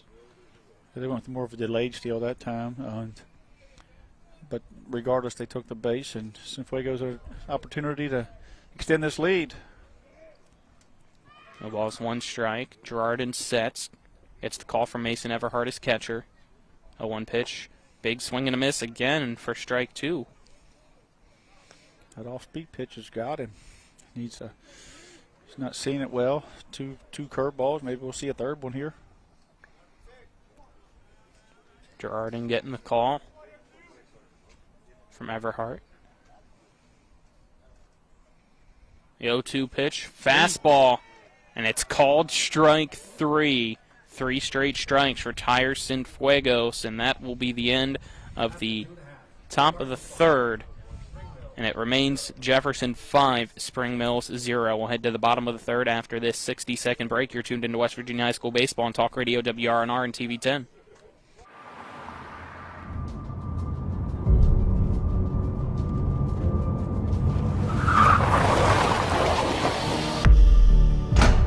You've been in an accident. Why won't the insurance company pay? Because they're trying to save money at your expense. Call Mansion Ferretti for your free consultation. We have the experience to deal with the insurance company and get you the compensation you deserve. Mansion Ferretti, when you need justice. To get the best opportunity to be seen and recruited, join the American Legion Post 14 Hornets baseball team. Managed by Trip Tobin, Post 14 will prepare you for the next level by playing the best possible schedule, along with an experienced coaching staff and alumni coming back to help guide you through the process. Don't believe me? Ask Washington Patriot and Fairmont State commit Cam Moore. I've gotten a lot of looks with Post 14, more than any other team. It's probably been one of my favorite teams to play for. The Berkeley Post 14 Hornets are the premier Legion baseball team in the area. We welcome you back here to Spring Mills High School as we head to the bottom of the third inning.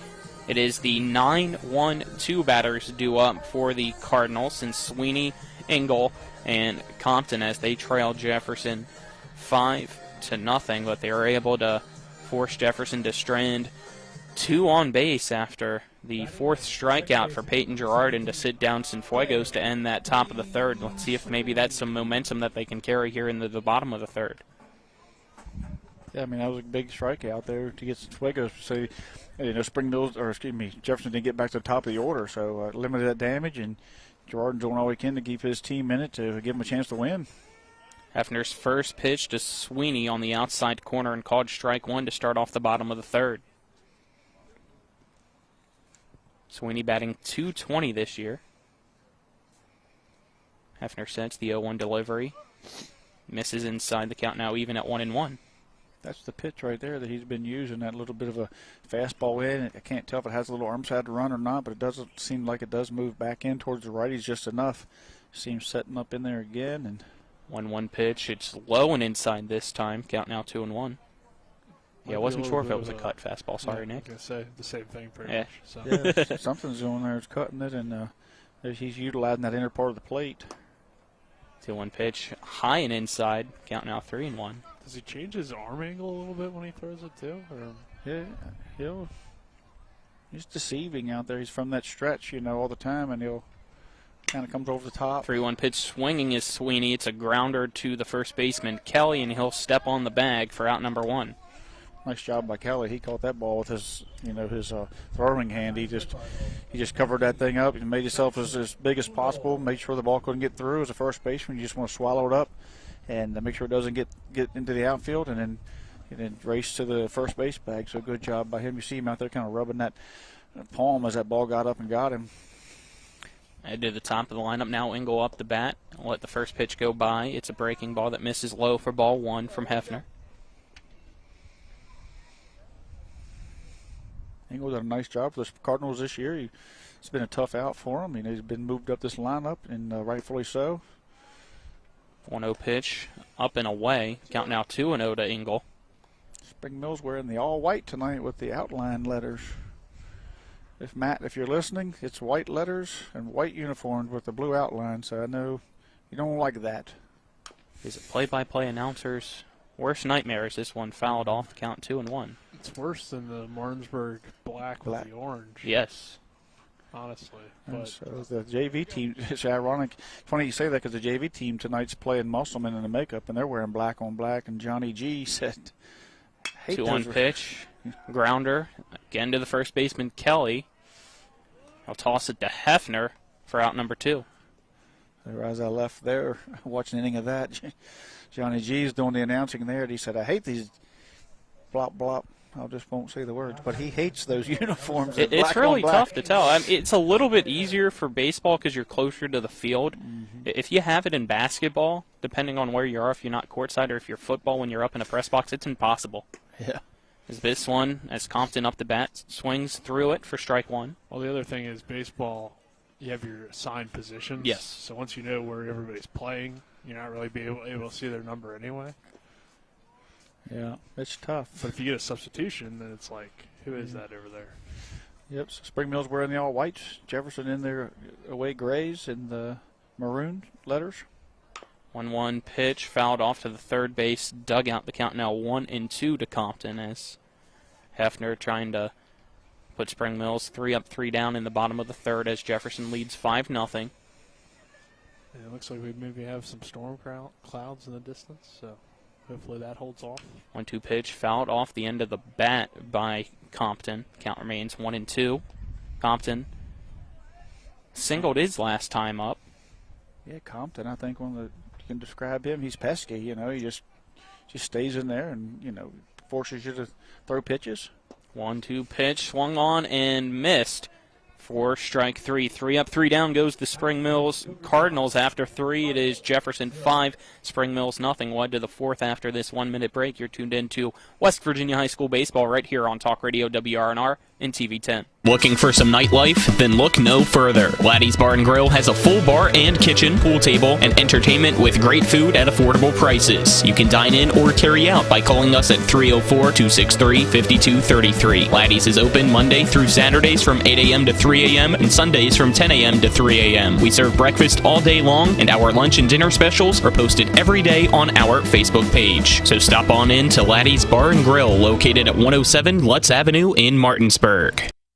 With 4 new car dealerships and 4 used car dealerships in 3 states, Parsons is the largest used car and fastest growing new car dealer in the tri-state area. Take Parsons Ford with huge savings on hundreds of new Fords, financing from 0%, Parsons' goal of financing for all, and Parsons' famous above-market trade-in allowances that help make Parsons #1 for used cars too. See why so many won't buy anywhere but Parsons Ford in Martinsburg. We became #1 by making you #1 first. Parsons.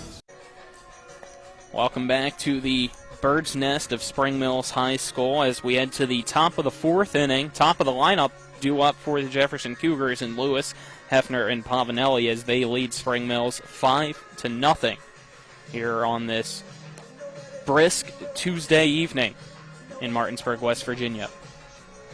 Brisk. It's like that iced tea they make, brisk. Spencer said it was a brisk 87 degrees last week. Was it last week or a few weeks ago? 2 weeks ago, whenever it was 87 degrees. I think it was when we were in Myrtle, no? Or was it the week before Myrtle?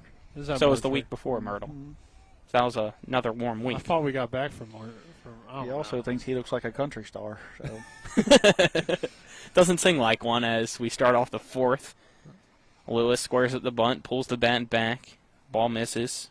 1-0 count now to Lewis. 1 ball, no strikes. Pitch from Girardin. Again squaring the bunt, but this is a fastball at the head of Lewis. He has to back away from that one to count 2-0. Some sweet chin music there, potentially. He'll probably do it again, just see if Girardin can throw a strike to it. Lewis, 1 for 2 today. This one, he just keeps the bat on his shoulder. It's called a strike to count 2-1. Lewis singled his first time up, struck out swinging his last time up. Came in today batting .333. Girardin sets the 2-1 pitch to Lewis. Breaking ball that stays up, and it's a little blooper to the shortstop, Cumbly, and he easily makes the catch for out number 1. That's exactly what you want if you're Spring Mills. You know, you want Jefferson to kind of rock themselves to sleep here and not score many runs, just kind of set on that lead, and get in that part of the game where they just kind of go dead a little bit and give you hopefully your offense can start chipping away at it. But right now Jefferson's just kind of going away a little bit easier than the first couple innings. Grounder for Hefner off home plate and in fair territory. Goes right up to Girardin, steps off the mound, throws over to Montgomery at first for out number 2. How about number 18, JJ? I thought I was getting rocked to sleep here. It kind of feels almost as if, other than the PA announcer, we're the only ones here. Not a lot of crowd noise or anything. They're all under the blankets, aren't they?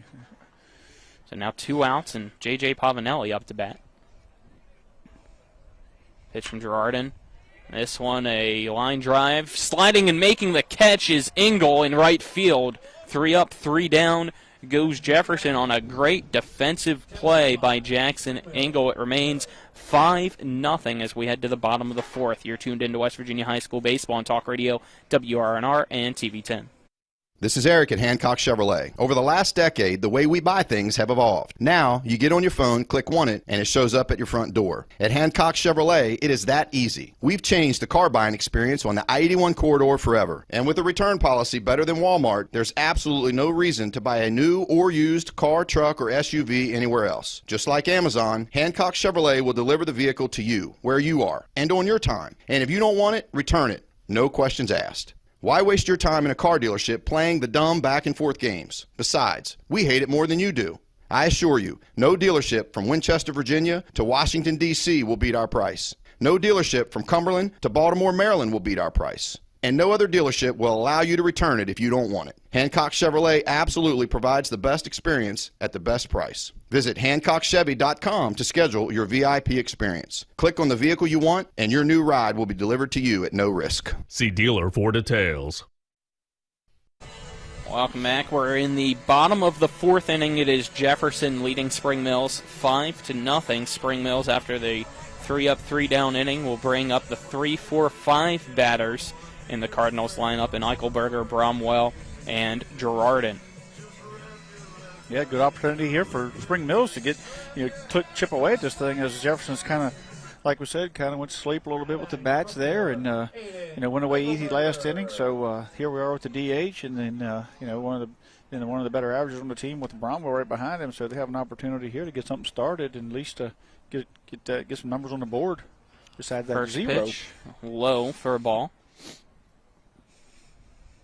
Hefner's been dealing, so he's throwing really well. 1-0 pitch, grounder to the second baseman, dropping down his gloves, and Fuego scoops it up, throws over to Kelly at first for out number 1. But also the Cardinals' offense has kind of struggled all season. I mean, obviously you give credit on both ends here, but Hefner has been really good, but also Spring Mills hasn't really had much offense all season. So Bromwell swings through the first pitch for strike 1. So far tonight for Spring Mills offense, 2 hits so far, and 5 strikeouts. No walks issued by Hefner. This one a swinging bunt to the left side. Charging forwards Hefner. He picks it up, throws over to Kelly for out 2. Didn't look like Bromwell wanted to go around on that one. Check swinged it. Couldn't get there. It was a 2 pitch. Did that both times. Yeah, he checked swing booth. So we've had, 9 pitches now. We've seen 5 outs. 6 pitch inning last. Now we're at 4 or 3 pitches this inning. We already have 2 outs. First pitch to Girardin, low and away for a ball. Skipped away from the catcher. The 5th pitch of this inning, and you're correct. The top of the 4th, there were only 6 in total. We've only seen 11 pitches this inning so far, haven't we? 5 outs. And a grounder down the third base line, and it goes foul. Count now 1-1 for Girardin. Girardin has one of those 2 hits for Spring Mills. Was a single that went off the glove of Hefner. Last time there was an 0-2 count to him. Now it's a 1-1 count. The pitch, big swing and a miss for strike 2.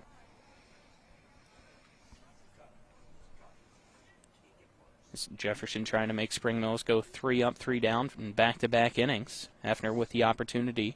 1 ball, 2 strikes. Here comes the pitch. It misses inside at the feet of Girard in the count now, even at 2 balls and 2 strikes. That little cut fastball or something there just kind of moves in on that one. Almost got in far enough to get Girardin on the back knee there. 2-2 pitch, high and in. Count now 3-2.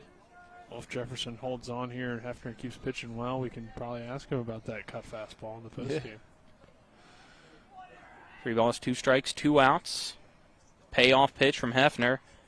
Swing and a miss for Girardin for strike number 3. 3 up, 3 down again. Goes Spring Mills here quietly in the bottom of the 4th. We head to the 5th. It is Jefferson 5, Spring Mills nothing. You're tuned into West Virginia High School Baseball on Talk Radio WRNR and TV 10. We're back in a minute. Jambo Construction and Fencing Company, LLC, is a veteran-owned and operated company right here in the Eastern Panhandle of West Virginia that specializes in decks, fencing, and hardscaping. Find us on Facebook at Jambo Construction and Fencing to see more of the projects we've completed. For a free estimate, you can call Bo Bartley at 304-268-5452 or Jamie Gall at 304-279-5053. We are licensed and insured in the state of West Virginia, and as Martinsburg alums, we say, go Bulldogs. The Honda HR-V, CR-V, Pilot, Passport, and Ridgeline. They all have one thing in common. They never back off from a challenge. Available with all-wheel drive, the Honda SUV lineup has the performance you can count on and the capability to amaze. It's no wonder Kelley Blue Book's KBB.com named Honda the 2022 Best Value Brand. CMA's Honda of Winchester, 3985 Valley Pike. CMA, moving lives forward. Based on 2022 brand image awards from Kelley Blue Book, visit KBB.com for more information. Welcome back to Spring Mills High School. We are in the 5th inning between Jefferson and Spring Mills as the Cougars lead the Cardinals 5-0. I'm Colin McLaughlin for Talk Radio WRNR and TV 10. Alongside me is Trip Tobin and Nick Verzolini. Our cameraman is Dylan Bishop. Back at the studio is Spencer Dupuis. Jefferson up to bat. They bring up the 4, 5, 6 batters in Morgan, Kelly, and Fletcher after going 3 up, 3 down in the 4th on 6 pitches. Quick inning, yeah, a couple quick innings here as outs are coming quick, and this game has kind of hit a little bit of a lull, and these bats have become as cold as the temperature here in the last couple innings. So Jefferson has we have seen that they can string hits together, and just in the first part of the game there they were putting a couple runs up on the board, and here they're just kind of sitting on this lead, which is something you don't want to do. You want to keep your pedal on the gas if you can, if you're Jefferson. Morgan fouls off the first pitch. It goes right into his dugout on the third base side for strike 1. But Spring Mills has to capitalize every time that Jordan's able to put them, back in the dugout or put his team back in the dugout without allowing any runs. They have to at some point, break the ice and get something on the board there. 1 pitch. This one sent into right field. Backtracking Zingle. He makes the catch for out number 1. Just like how the 4th inning ended, the 5th inning starts with a fly ball to Engel in right. Kelly up to bat now. Tomorrow's game, we got an interesting one between Martinsburg and Clear Spring. Because Clear Spring's a really good team, but we don't know how Martinsburg's going to approach it with the fact that it's kind of the final game before sectionals or one of the last games before sectionals. First pitch breaking ball, called strike one on the outside corner of the zone to Kelly. Knowing Coach Byler is going to play to win, obviously. He's going to play to win. I think it's going to be a good, matchup for Martinsburg. The pitching is going to be good, so their batters are going to be tested and see some velo. So that's something that you'd like to see, going into a sectional like that. It's pitch low for ball one. The count now 1-1 strike. And a good thing about tomorrow for you guys, nice warm press box to sit in. Not sure if tomorrow's supposed to be cold or not. I hope Spencer has to work a camera. No, he's on play-by-play. This one called strike two. 1-2 strikes to Kelly. Maybe Dylan will call in sick. Might pay Dylan to stay home myself. Just put Spencer out there. 1-2 pitch. It's a grounder to the third baseman. Bromwell scoops it up. His throw across the diamond in time for out number 2. 5-3 put out, sits down Kelly and brings up Fletcher. And you could tell, Dylan, however, your cameraman's actually John, not Dylan. Oh, John? Well, I like John. He can come. I'll have to put up with the Spencer, I guess, for that reason. I believe we'll have Braden as well. Yeah, okay, good. Hope maybe you put Spencer out there in that right field line on that wooden deck. Yeah. Where it's cold. Pitch, it's a fly ball to deep left center field. Compton underneath it makes the catch, and again, 3 up, 3 down goes the Jefferson Cougars. It remains Jefferson 5, Spring Mills nothing. Led to the bottom of the 5th. After this 1-minute break, you're tuned into West Virginia High School Baseball on Talk Radio WRNR and TV 10. I pre-planned my funeral to make it easier on my family. They were relieved to know I'll get just what I want. My family actually thanked me for taking matters into my own hands. Turns out having this awkward conversation wasn't awkward at all. Pre-planning is my choice. There are certain things about me my family may not know. Now they won't need to guess. The choices are yours. The peace of mind is theirs. Pre-plan your funeral with Brown Funeral Homes and everything will be taken care of. Find out more online at brownfuneralhomeswv.com. Brown Funeral Homes, here for you. Hi, Crescia Hornby here. Larry DeMarco, broker of Modern Realty Results, believes he has some of the best real estate agents in the Eastern Panhandle. Agents at Modern Realty Results have years of experience and knowledge of the local real estate market. Agents within the office work as a team to provide quality customer service. We strive to always ensure client satisfaction through handling every transaction with honesty and integrity, all while offering competitive rates. Modern Realty Results is veteran-owned and managed. Please call us at 262-4222, modernrealtyresults.com. To the bottom of the 5th inning now. It's been a 3 up, 3 down fest as of lately, as due up now for Spring Mills is Everhart, Cumley, and Taylor, the 6, 7, 8 batters, as they try to not repeat going 3 up, 3 down after they've already went 3 up, 3 down in back-to-back innings. It's like these teams are saying, hey, let's just get out so we can go home almost. But we know that's not the case, but kind of how it feels as this middle of this game here has been a lot of consecutive putouts. Looks like the tie's been broken over on the softball field. It's a 4-3 lead for Musselman in the 6th, as first pitch outside to Cumley for a ball. What were you about to say, Nick? I was saying that's what stinks about the voting being done so early is this game really doesn't have any meaning to it, and it's cold. So, I mean, already you're cold, and maybe you aren't giving, full effort. I'm not saying that these kids aren't, but it definitely feels very low energy out here. Oh, wow. 2-0 pitch, drills Cumley in the back, and that's not fun on a cold night. Everhart. Got Everhart in the back. Oh, Everhart. My apologies. Thank you. So wouldn't that be the home score? Wouldn't that be 4-3 Spring Mills? I don't know. I'm looking on the left side, kind of like how it is here on the baseball one. Maybe, yeah. True. It would make sense, though. I'll double check here on Game Changer. Well, I signed you out. No, maybe. Well, why is Spencer signed in? I don't know. If you're signed, it is Musselman leading 4-3 in the top of the 6th. We got a courtesy runner I out know there. if you were. Everhart took that fastball right in the back. I think probably had the hurt in this weather. Right in below the shoulder blade, it looked like. So he went over there. Catchers are tough. He'll tough it out, but I know it's painful, I'm sure. If you were in studio, Colin, you would never sign in to the Game Changer. I'm keeping my mouth shut because you're wrong. Swing is a grounder to the second baseman, skips off Cienfuegos' glove and headed into right field. Throw to third will be cut off, and it's now runners on the corners with nobody out in the fifth for Spring Mills. That ball's hit hard. Cienfuegos had a golden opportunity for a double play, but it just stayed down on him and took a little bit of a bad hop, I guess you could say, and he wasn't able to come up with it. And then when that happened, the runner seeing the opportunity to get on to third, and now you got runners on first and third, nobody out, and you see what the strategy is going to be here for Spring Mills, as have a golden opportunity to chip away at this thing. Yeah, we were wondering if Spring Mills was going to. Sam Taylor pops up the first pitch over to the first base side. Kelly makes the catch for the out. If they were going to battle, and they've done that to start this inning, so we'll see. Yeah, nice they job. Can get a run in at least. Everhart taking that pitch in the back, but a really nice job of Comrie to putting the bat on the ball, barreling things up. That's we're going to get a timeout here. It's one out, runners on the corners.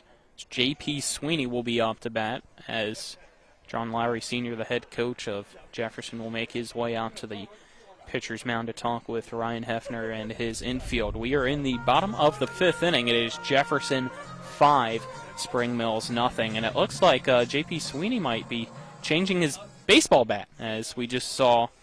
Trying to see who that was. It looks like it was Isaac Gilbert come out of the dugout and hand him a different bat. Number 16's running.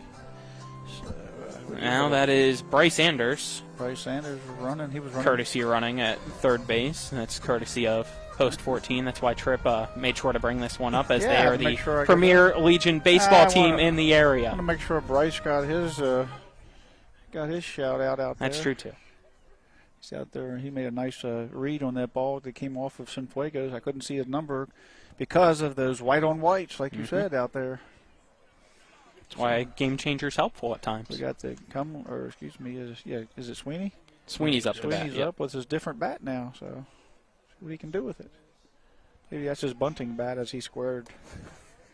So that was a good job there by Hefner. He kind of forced Sweeney to show his hand there as he was getting ready to square the bunt. So is that a thing, a bunting bat? I don't know. We'll see. First pitch, he swings and fouls off over the first base dugout. Now to play for a strike. It's not a thing, but it could be. Know. Maybe he's just or the other one was the bunting bat. Maybe, yeah. But yeah, he cashed it back in after he talked to Coach Barrett. So change bats.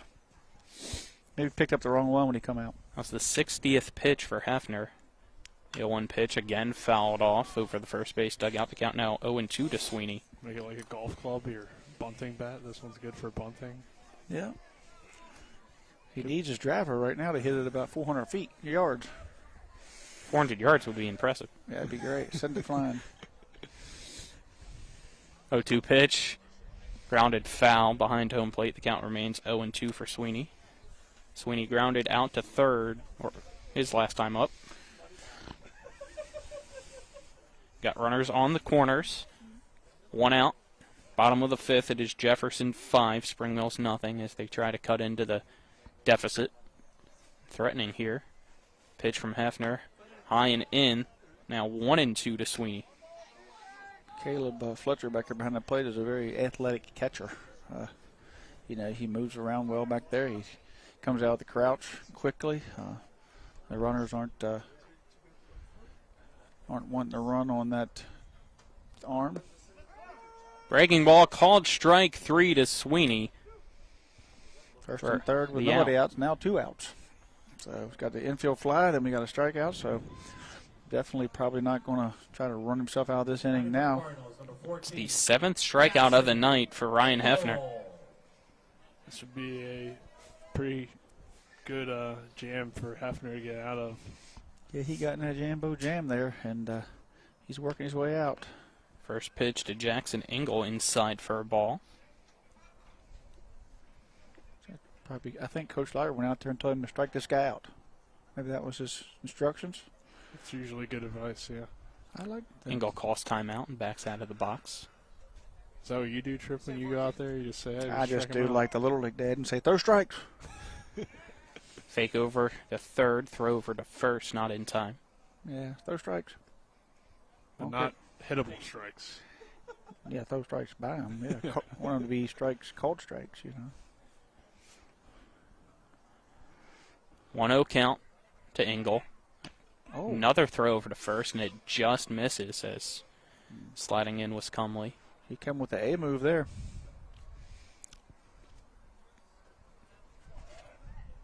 Runners on the corners. You got 2 out. The pitch high for a ball. Yeah, I'm not sure Cumley wants a run anyway. I mean, at this point, they're down 5 runs and, 2 outs. You don't want to make that last out there and leave runners stranded.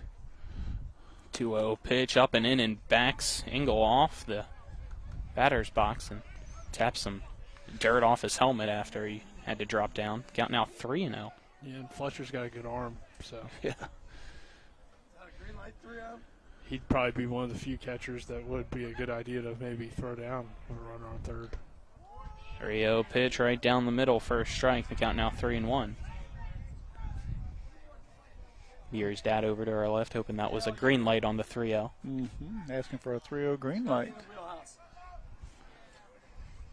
3-1 pitch, fouled off for strike 2. Yeah, he just missed that one. He just tipped it back in the glove with that foul tip, but man, he went after it. Expect the runners to be going. The count is full. 2 outs, bottom of the 5th. It is Jefferson 5, Spring Mills nothing. Runners on the corners. Hefner pitching to Jackson Engel for Spring Mills. The payoff pitch. It's a fly ball into left field, right towards Shipe to retire the side as he makes the catch. We'll head to the 6th. It remains Jefferson 5, Spring Mills nothing. You're tuned into West Virginia High School Baseball and Talk Radio, WRNR and TV 10. Locust Hill Golf Course invites you to historic Charlestown, West Virginia for 18 holes of phenomenal golf. We're just an hour drive from the Baltimore-D.C. Beltway, 1/2 hour from Winchester and Leesburg, Virginia, as well as Hagerstown and Frederick, Maryland. Each tee offers challenges across the 35 acres of lakes, ponds, and streams, which come into play on 11 holes. The Blue Ridge Mountains also provide a breathtaking backdrop to Locust Hill. Schedule your tee time today at www.locusthillgolfcourse.com or call 304-728-7300. That's 304-728-7300. And the streak continues! CMA's Martinsburg dealerships continue to knock out the competition with their competitive pricing, extensive selection, and lifetime powertrain warranty. With over 450 new and used vehicles in stock and on the way, CMA won't leave you waiting on a bench. That's right, CMA's Martinsburg dealerships are once again the most valuable dealers in the area. For the strongest and deepest lineups, visit CMA's Martinsburg dealerships online at martinsburg.cmacars.com today. And good luck to all Panhandle High School student athletes. Welcome back as we're through 5 innings, headed to the 6th inning. Jefferson leads Spring Mills 5-0. Bottom of the lineup due up for the Cougars, and Shipe, Duncan, and Cienfuegos after it's been back-to-back 3-up, 3-down innings offensively for Jefferson, which we probably didn't see coming after they scored 1 in the first and then 4 in the second on 4 hits, but since then the offense has been non-existent, Trey. Yeah, it's sputtered. I mean, yeah, but again, it doesn't really matter, that Girardin can continue to do that if their offense doesn't, get a run across. So at this point, Hefner's been the guy. He's shut this team down completely. So, if Girardin has to continue to try to keep these guys off the board, and hopefully those bats will come alive for Spring Mills. He certainly, for 3 innings, he's given the opportunity to catch up, and the offense just hasn't, as Bradley Barrett has said before, their offense just has struggled, and they're struggling again tonight. Yep, it's still 2 hits only for Spring Mills, and they've stranded 4. Start off the 6th. It's a strike. Looks like we got a pinch hitter in as it's Babington in. Number 5 is taking some swings here for Landon Babington up. Has a 1-1 count to him. Hitting for Shipe, I believe. Yep. Not a bad idea to get some guy not a bat here in the 6th inning with a 5-0 lead. Going to need them all in the sectional. 1-1 pitch to Babington is a hard line drive fouled off to the third base side. As we know, Jefferson has a ton of kids in the program. So that ball went into the concession stand, looked like. Hope whoever gets it brings back coffee. Or hot chocolate. Or both. Or a hot toddy. 1-2 pitch. Called strike 3. Down goes Babington for out number 1. It's Gerard just setting them down. 7 in a row, isn't it? Yep, 7 in a row. His or 8 in a row. 6th strikeout of the night. Yeah, 8 in a row because you got to end an inning with an out. You're right, Trip. At least 8 in a row. 6 in an ending, and then this one. Actually, 9. 9 in a row. Gerard or 8 in a row. No, you're settling them down. Counting is hard for you guys. Yeah, it is, especially when you have to look at a card. Well, I can't use my fingers. Right. Dunking up the bat. I can't use my fingers. They're in my sweatshirt. First pitch of ball. Swing and a miss. First strike. It's 8. Okay. Thank you, Colin. Yep. Duncan flew out in the 3rd for out number 2. Cienfuegos struck out to end that inning. 3 up, 3 down, 3 up, 3 down, and now 1 out. That's a lot. He's so got 9. good stuff. 9, we are bad at counting. Grounder to the shortstop, throw over to first. 10 straight outs. To be fair, I didn't correct you either. I know. I know it's been a lot in a row. How about that? We're comm majors. We didn't do math. Jefferson's just going quietly. Vickers up the bat. Big fella's on the deck. We seen him last night. Yeah, that on deck is Zach Lawrence. Big lefty. Yeah, we were kind of surprised to see him, but he did his job. Fastball high for a ball to Vickers. Yeah, talked to Coach Lauer last night about the the pinch hit by Lawrence, and he said that he rarely misses the baseball. He didn't want to strike out there, so he entered him knowing that he would put the ball in play. Got a light miss starting to fall as the pitch caught a strike to even the count to Vickers. I was trying to look to see if maybe we were going to see some snow flurries potentially. I hope not. I don't have my snow tires on. 1-1 pitch. Low for ball 2 to Vickers. I already changed my winter air to my summer air, my tires. Well, there you go. Might have been too early. 2 balls, 1 strike, 2 outs. The pitch high for ball 3 to Vickers. Count now 3-1 as the wind continues to blow from behind us out into towards right field. Peyton Girardin sets on the mound for Spring Mills. The 3-1 pitch to Ty Vickers. Low for ball 4. It's a 2-out walk. Broke that streak. Of 10 in a row, didn't it? Mm-hmm. We're going to see the Lawrence fella. He's going to put the ball in play. Yeah, that's what he told me in the pregame. He said, enter this kid. He doesn't miss. He'll put the ball in play. Doesn't strike out, and he hits the baseball. So be ready to see if Coach Rallery, he knows his guys. So he didn't strike out last night. He got the ball in play on the right side. Got a runner over and split those runners up. So see what we can come up with here. Lawrence taking his time as the home plate umpire has to make sure he has the lineup card correct now. What is he, a sophomore? Senior. Senior. Yeah, he broke his wrist or broke his arm, I believe, and was out for a while and missed some time. And he's a big kid. Probably one of the biggest kids on the team, I would think. First pitch to Lawrence. Pops up over to the third base side. That lands foul for strike 1. If you foul, that means you didn't miss it. It's true. So he hasn't it's missed also one not yet. in play. He didn't miss it. He didn't say he didn't play. He said he wouldn't miss it. Okay. Called strike 2. Not swinging's not a miss either. True. This rain drizzle is going to be miserable if it gets any harder. No balls, 2 strikes. Runner on first with 2 outs in the top of the 6th. It's 5-0 Jefferson leading Spring Mills. His pitch skips off Mason Everhart, and that'll allow the runner to take second.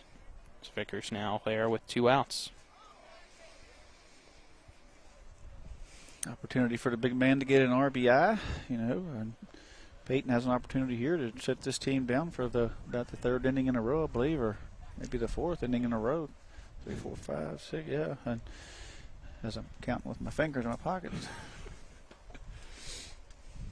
1-2 pitch.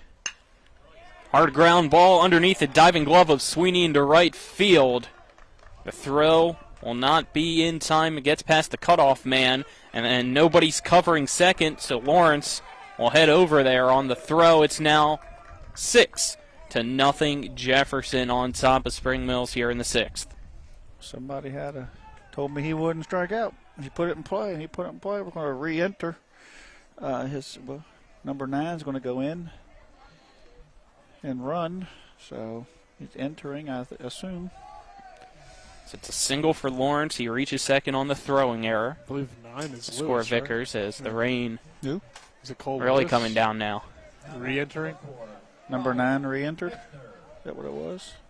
I think Lewis. Haven't officially seen on Game Changer yet, but That's what I it was. believe Lewis it would be Lewis Lewis has re-entering in for Lawrence after his RBI single. Had this situation in the 6th last night, too. This pitch high for a ball to Hefner. Here comes the rain. It'll be miserable. I feel like we're out of the wind is blowing it right into our tent as well. 1 ball, no strike, 2 outs, runners on second. The pitch from Girardin, high for ball 2.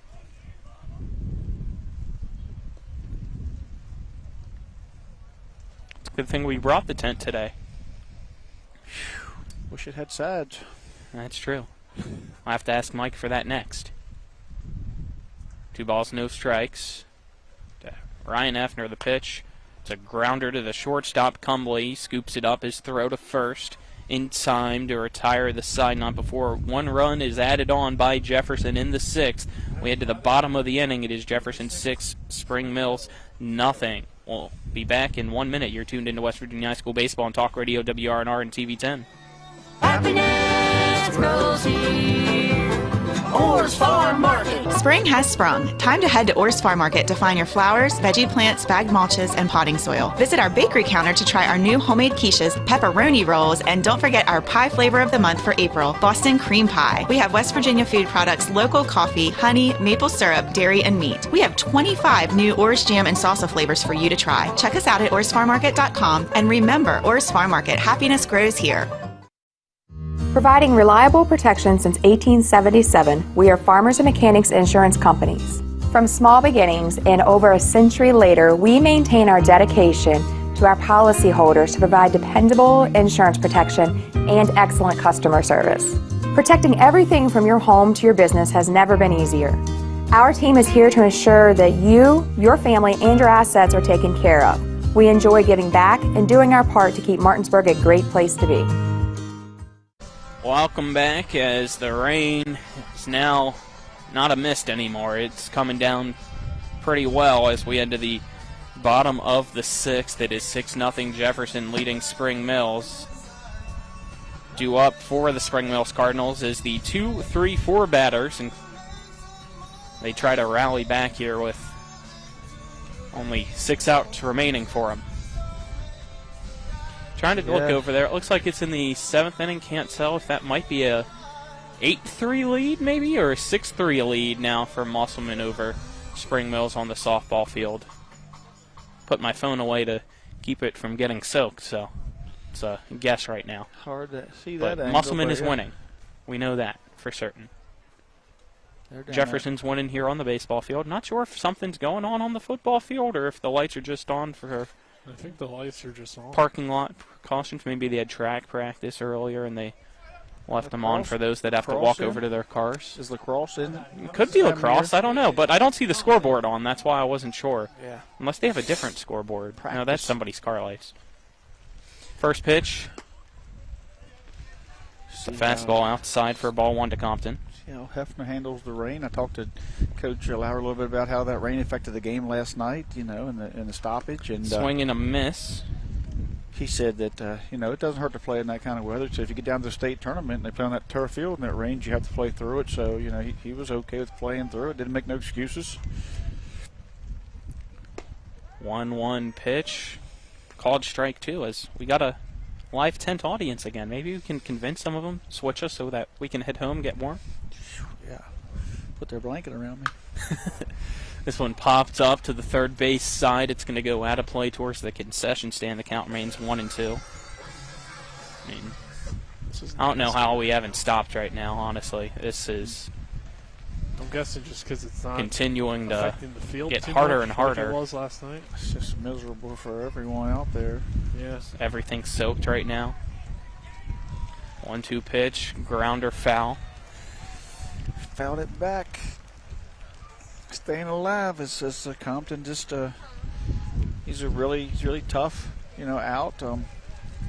Gets in there and gives it all he's got. Wow. This has come out of nowhere, and a grounder to the left side. Turnaround throw by Pavanelli above the glove of the first baseman. Kelly goes to throw. Cut off by Fletcher. His throw to second. Not going to be in time, so the error by the third baseman will allow Compton to head to second to lead things off in the sixth. Good effort, though. They did a great effort. I mean, it's hard to, he might get a single since he ran that out there. I'm not sure, but definitely sailed the throw as the ball ran across the grass and got wet, and Compton was able to get to second on the throw. So I can somewhat see that. I wrote down in E6 as the rain has forced my ability to write with a pencil to be impossible. This pitch, low for a ball to Eichelberger. I think I have a pen. Might have to switch to that, but then it smears. On the benches and tighter in here. 1-0. Pitch swung on and missed. Count now even. Y'all need to get closer. Ask him to order us some coffee and hot chocolate. Just get up close and get some. Let's cut that wind off. 1-1 pitch. It's a grounder to the left side in the infield grass. Scooping its Pavanelli's throw. This time on the mark for the out, but that'll allow on the fielder's choice Compton to head to third. Yeah, nice play by Pavanelli. That ground, the winds picked up the rain and the ball's wet, and he come up and come across it down and made a real nice throw that time. Opportunity here for Bromwell to get what we call like an easy RBI. The defense is staying back, giving up that run for the out, and see what he can do. Pitch up and in to Bromwell for a ball. Oh, chin music there. Is that?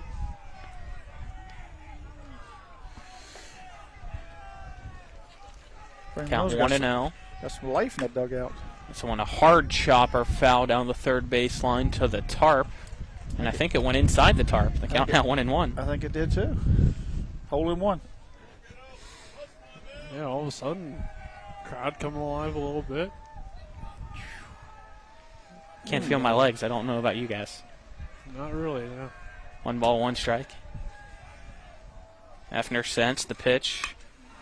This one, fly ball to right center field. Morgan able to make the catch. His throw home on the mark, but out of the glove of Fletcher. The sac fly allows Spring Mills to cross one. It is now 6-1 in the bottom of the sixth with 2 out. Really good throw. A little bit up the line, but Compton took the ball. Interesting. Okay. Compton took the ball. Yeah, so Compton slides in. I mean, and the ball skipped away. I don't know if I've seen that before. He picked up the bat and the ball went in the dugout. Interesting. Brings up Peyton Girardin. Here's the ball in that time that I scored against Jefferson, the #1 team in the state. Maybe that was why. I don't know. I think he just picked it up and didn't grab the bat and took off. First pitch, inside corner for a strike to Girardin. Yeah, he's hoping that Ryan Heffer's going to make the MLB one day or something. Maybe, yeah. Get him to sign it after the game? Is that what you're saying? Yeah. Get Coach Lowry to sign it. 1 pitch, called strike 2.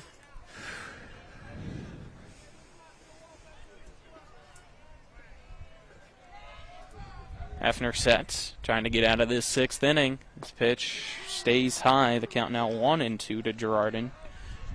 Girardin 1 for 2 today. He singled his first time up, struck out his last time up. 1-2 pitch, grounded foul to the third base dugout and out of play. The count remains 1-2.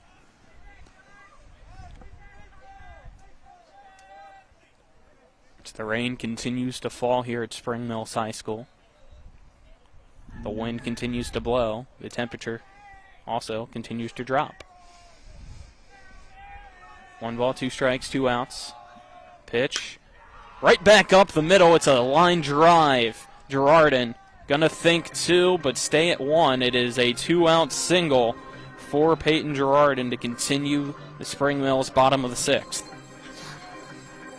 Get a runner, Isaac Gilbert, for the pitcher. Girardin once again reaches on a single. And courtesy runners, courtesy of the American Legion Post 14 Hornets, your premier Legion team in the area. Nice piece of hitting there by Girardin. Mason Everhart now up to bat. He was hit by the pitches last time up. Got 2 outs. Runner on first. It is 6-1 here in the bottom of the 6th. Jefferson up by 5 on top of Spring Mills. Spring Mills got some life in the dugout. They're trying to stay warm by cheering it on. Fastball outside for a ball to Everhart.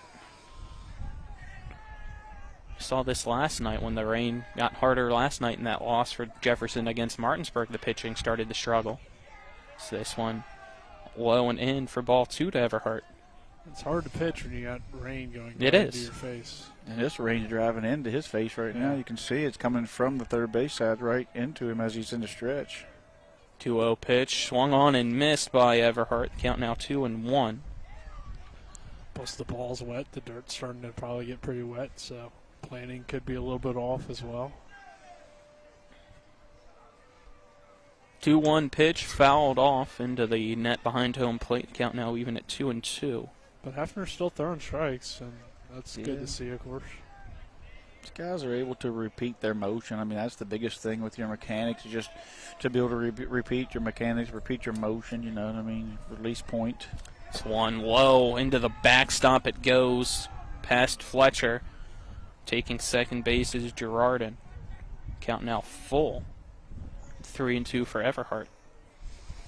Right under the legs of Fletcher as it skipped there across that plate, and which almost appears non-existent at the time. Right now, as I'm looking out there, I don't even see it. 3 balls, 2 strikes, 2 outs, runner on second. A payoff pitch, high ball forward, and it skips off the glove of Fletcher. Now we'll have runners on the corners with 2 outs. Spring Mills not going away. And here comes Coach John Lowry out. It brings up Cumley as we'll see if Lowry is going to give us a pitching change. It is 6-1. Jefferson on top of Spring Mills in the bottom of the 6th, but Spring Mills trying to rally back this inning. They got runners on the corners, already 1 run across with 2 outs, and it looks like Lowry's going to allow Hefner to stay up there. Just kind of give him a little pep talk. Told him to throw strikes. Throw strikes. That aren't hittable. Pass the batter. Just let him hit it, too. Maybe we'll catch it. It's true, yeah. Cumley off the bat. Quick meeting. Cumley to the plate, first and third. Spring Mills still not in a position where they could run. First and third, I wouldn't think. And so Cumley's going to have to hit these guys in. This pitch high into the backstop, but off the brick. That'll keep the runner at third, but heading to second's Everhart. So now 2 runners in scoring position with 2 outs. 1-0 count for Cumley. Got me to flinch. If I'm Cumley, I'm saying give him a dry ball. I don't want him to cut another one loose like that over my head. I want him to be able to at least control it. That one hit the brick right in front of us. 1-0 count, 2 outs. Pitch popped up into the night sky. Shallow right center field. And it's behind Morgan. 1 run scores, 2 runs scores, and it is now 6-3. 6-2.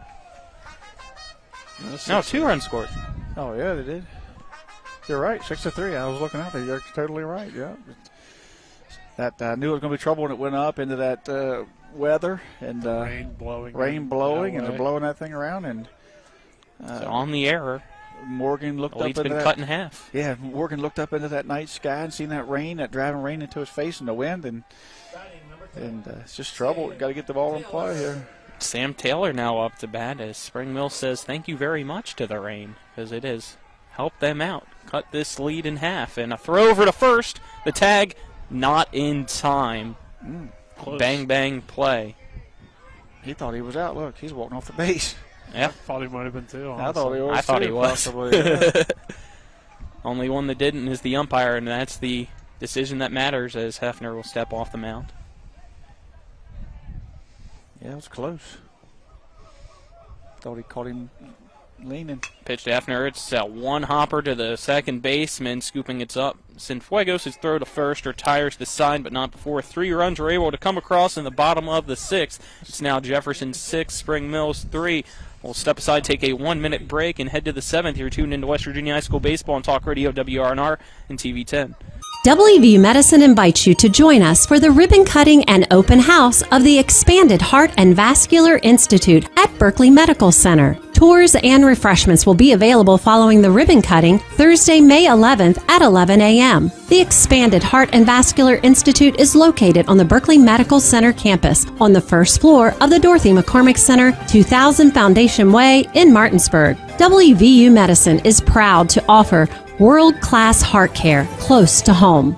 With 4 new car dealerships and 4 used car dealerships in 3 states, Parsons is the largest used car and fastest growing new car dealer in the tri-state area. Take Parsons Ford with huge savings on hundreds of new Fords, financing from 0%, Parsons' goal of financing for all, and Parsons' famous above-market trade-in allowances that help make Parsons #1 for used cars too. See why so many won't buy anywhere but Parsons Ford in Martinsburg. We became #1 by making you #1 first. Parsons. Welcome back as our cameras go in and out here. It looks like we should be good on the TV 10 side. You can still hear us on the radio side of things. I'm Colin McLaughlin. Alongside me is Nick Verzolini, Trip Tobin, Dylan Bishops, our cameraman back at the studios, Spencer Dupuis. We are in the 7th inning. It is now 6-3 as Jefferson only leads by 3 as Spring Mills was able to cut that deficit in half there in the bottom of the 6th. And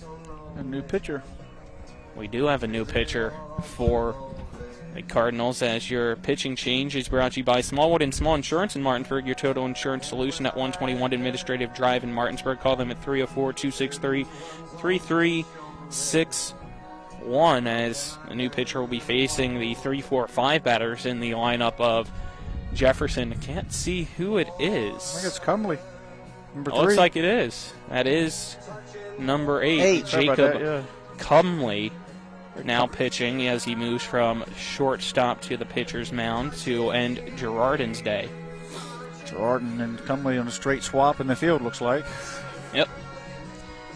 Looked like maybe Vickers was playing second last inning. If we apologize for anybody at home, it wasn't Cienfuegos. We didn't get the change. Yeah, I forgot here. that a pinch hitter happened, but I didn't transition that to the defensive. I don't know who or what. We didn't get it. No, that's my apologies. Because Vickers did come in to pinch hit for Cienfuegos, and I just forgot. First pitch, called a strike to Pavanelli. Start off the 7th. This wind, definitely not 9 miles an hour like we said at the start. I think it's picked up a little bit as this pitch. There goes the tent. Caught it as the best I can. Hopefully everybody behind us is okay as well, as try to bring it this way a little bit if we can, but didn't break. We're good. We're good. The tent lifted up on us. Count 1-1 as this wind trying to take it away from us. Nick goes away to go save our cameras as well to count 2-1. Stand up here so that we can make sure this tent doesn't blow away. 2 balls, 1 strike. Breaking ball from Cumley misses for a ball. What do they say? Worst conditions imaginable. Yeah, the count now 3-1. Fastball. Called strike 2. Pavanelli. Count now full. 3 balls, 2 strikes. Nobody out, nobody on. We're in the top of the 7th at 6-3. Jefferson leading Spring Mills. The payoff pitch from Cumley fouled off by Pavanelli to keep the at-bat alive. 3-2. It's getting crazy around here. Yeah, it is. Softball looks like still in action, unless, yeah, I see some players out there. I wasn't sure if maybe they paused for a rain delay. Payoff pitch, breaking ball outside. It's a leadoff walk for J.J. Pavanelli. Cumley walks the first batter he faces, and Riley Morgan now up to bat.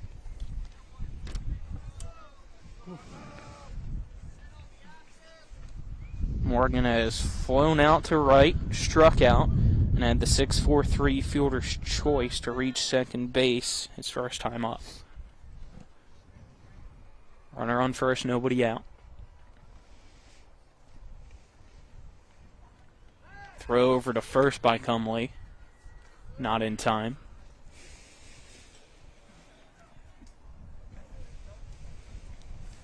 Cumley looks over at the runner at first. The pitch, scoring to bunt Morgan. He pulls the bat back as a strike. Throw over to first, not in time. Count 0-1 to Morgan.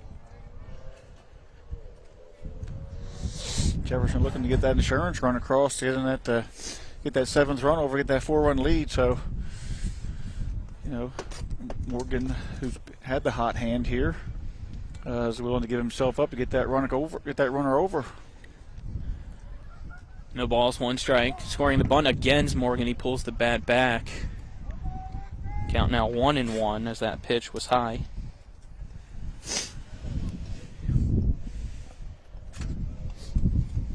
Got a runner on first for Jefferson in the top of the 7th. Morgan up to the plate. Cumley pitching, scoring the bunt against Morgan. It goes down the third baseline. Bromwell's throw over, off the glove of the first baseman and into the dirt. So now runners on first and second with nobody out on the error. But it's a bunt right to Bromwell. Bromwell picks up. He threw a little bit low, but certainly catchable. First baseman looks like it just spurted out of his glove and laid there on the ground. So I'm not 100% sure how it got out of first base Montgomery's glove there, but you can see first base coach John Jones over there pointing to the ground and looked down and the ball was there. So, you know, maybe they'll just go with him bunt again and see what happens and try to get 2 runs crossed, 2 runners over in scoring position for Fletcher. Kelly up to bat now. He squares the bunt. Pull the bat back as it's a pitch inside for a ball. Wet conditions is always tough to handle the bunts.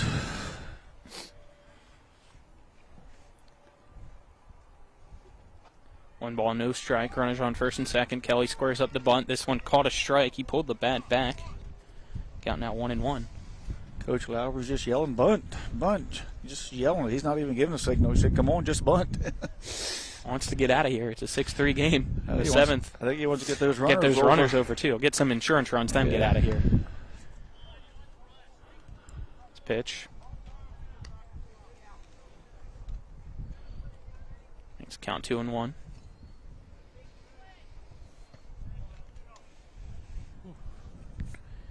Kelly grounded out his last time up, lined out and popped out, so he's 0 for 3. Bunts this one.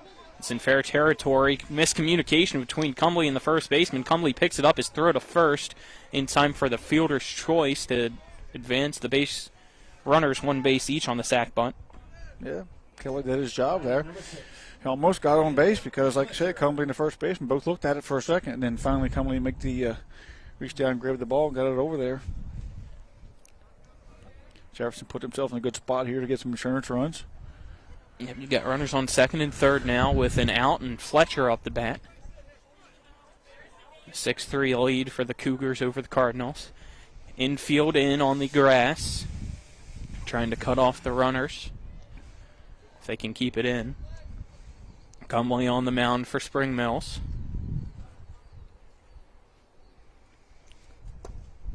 Pitch low and away for a ball to Fletcher.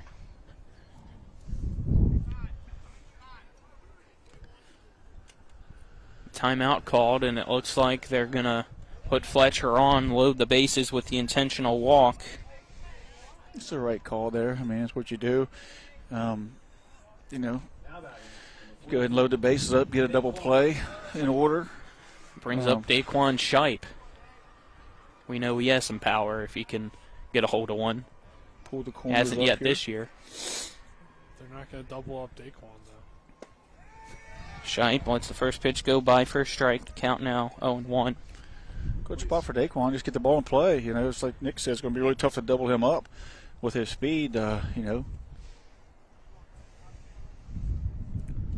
No balls, 1 strike, 1 out, bases loaded in the 7th. Pitch.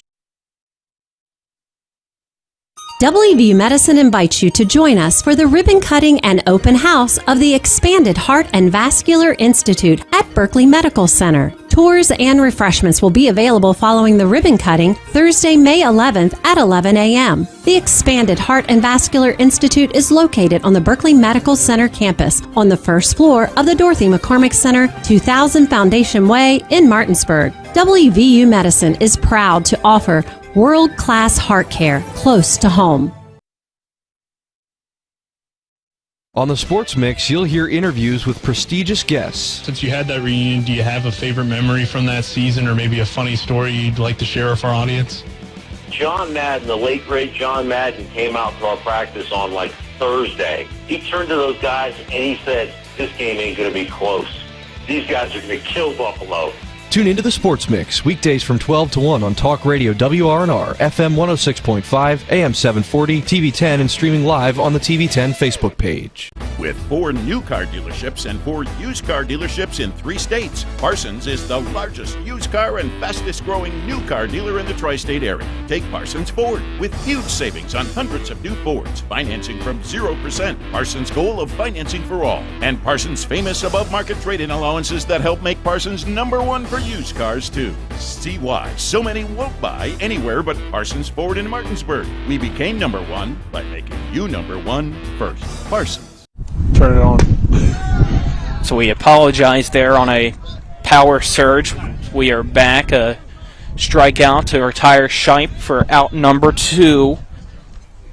It is still 6-3. Tripp decided it was a good time to use the bathroom, which wasn't a bad idea because I wasn't sure when the power was going to return. I do too, but yeah. But we got it back relatively quickly here in this pretty competitive ball game. Bases loaded here for Jefferson. Still a good opportunity, but now 2 outs. First pitch to Bryce Anders, called a strike. Count now 0-1. Bases still loaded. There's now 2 outs. Top of the 7th is Jefferson 6, Spring Mills 3. Anders will foul this one off behind home plate. The count now 0-2.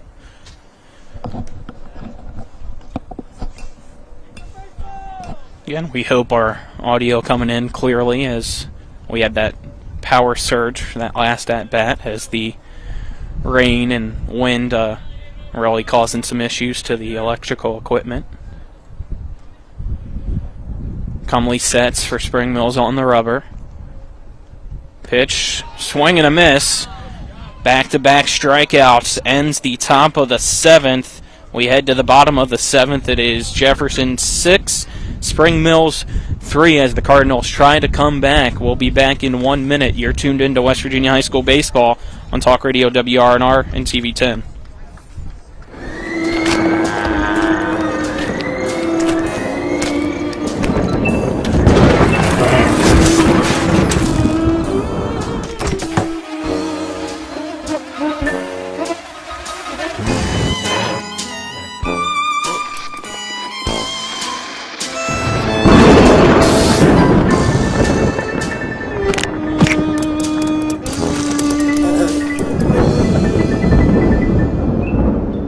Remember when you were a little kid and saw your first deer? Oh, how cute. As an adult, maybe you've had a different experience.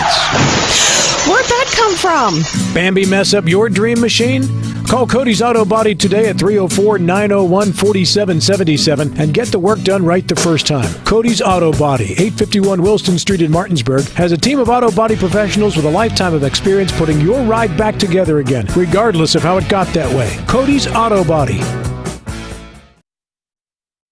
Welcome back here as we head to the bottom of the 7th inning. I'm Colin McLaughlin for Talk Radio WRNR and TV 10. Alongside me is Tripp Tobin and Nick Verzolini. Dylan Bishop's our cameraman, and back at the studio is Spencer Dupuis as Spring Mills down to its Final 3 outs here, also down by 3 to the number 1 team in the state in the Jefferson Cougars. Yeah, Springville's done a great job here today, keeping this thing close and making a competitive baseball game out of this thing. And I'm sure a lot of people maybe didn't tune in thinking it wouldn't be a great game, but they made it a great game. Peyton Gerard, give up a few runs there early, and a few base hits, a couple errors, and ever since then, they're in the middle of that game. He set down about 10 on the road and give his teammates an opportunity to come back and get some runs on the board, which they did. So here we are in the bottom of the 6th. See if they can put another 3 up on the board, and maybe we can get a little extra innings out here tonight.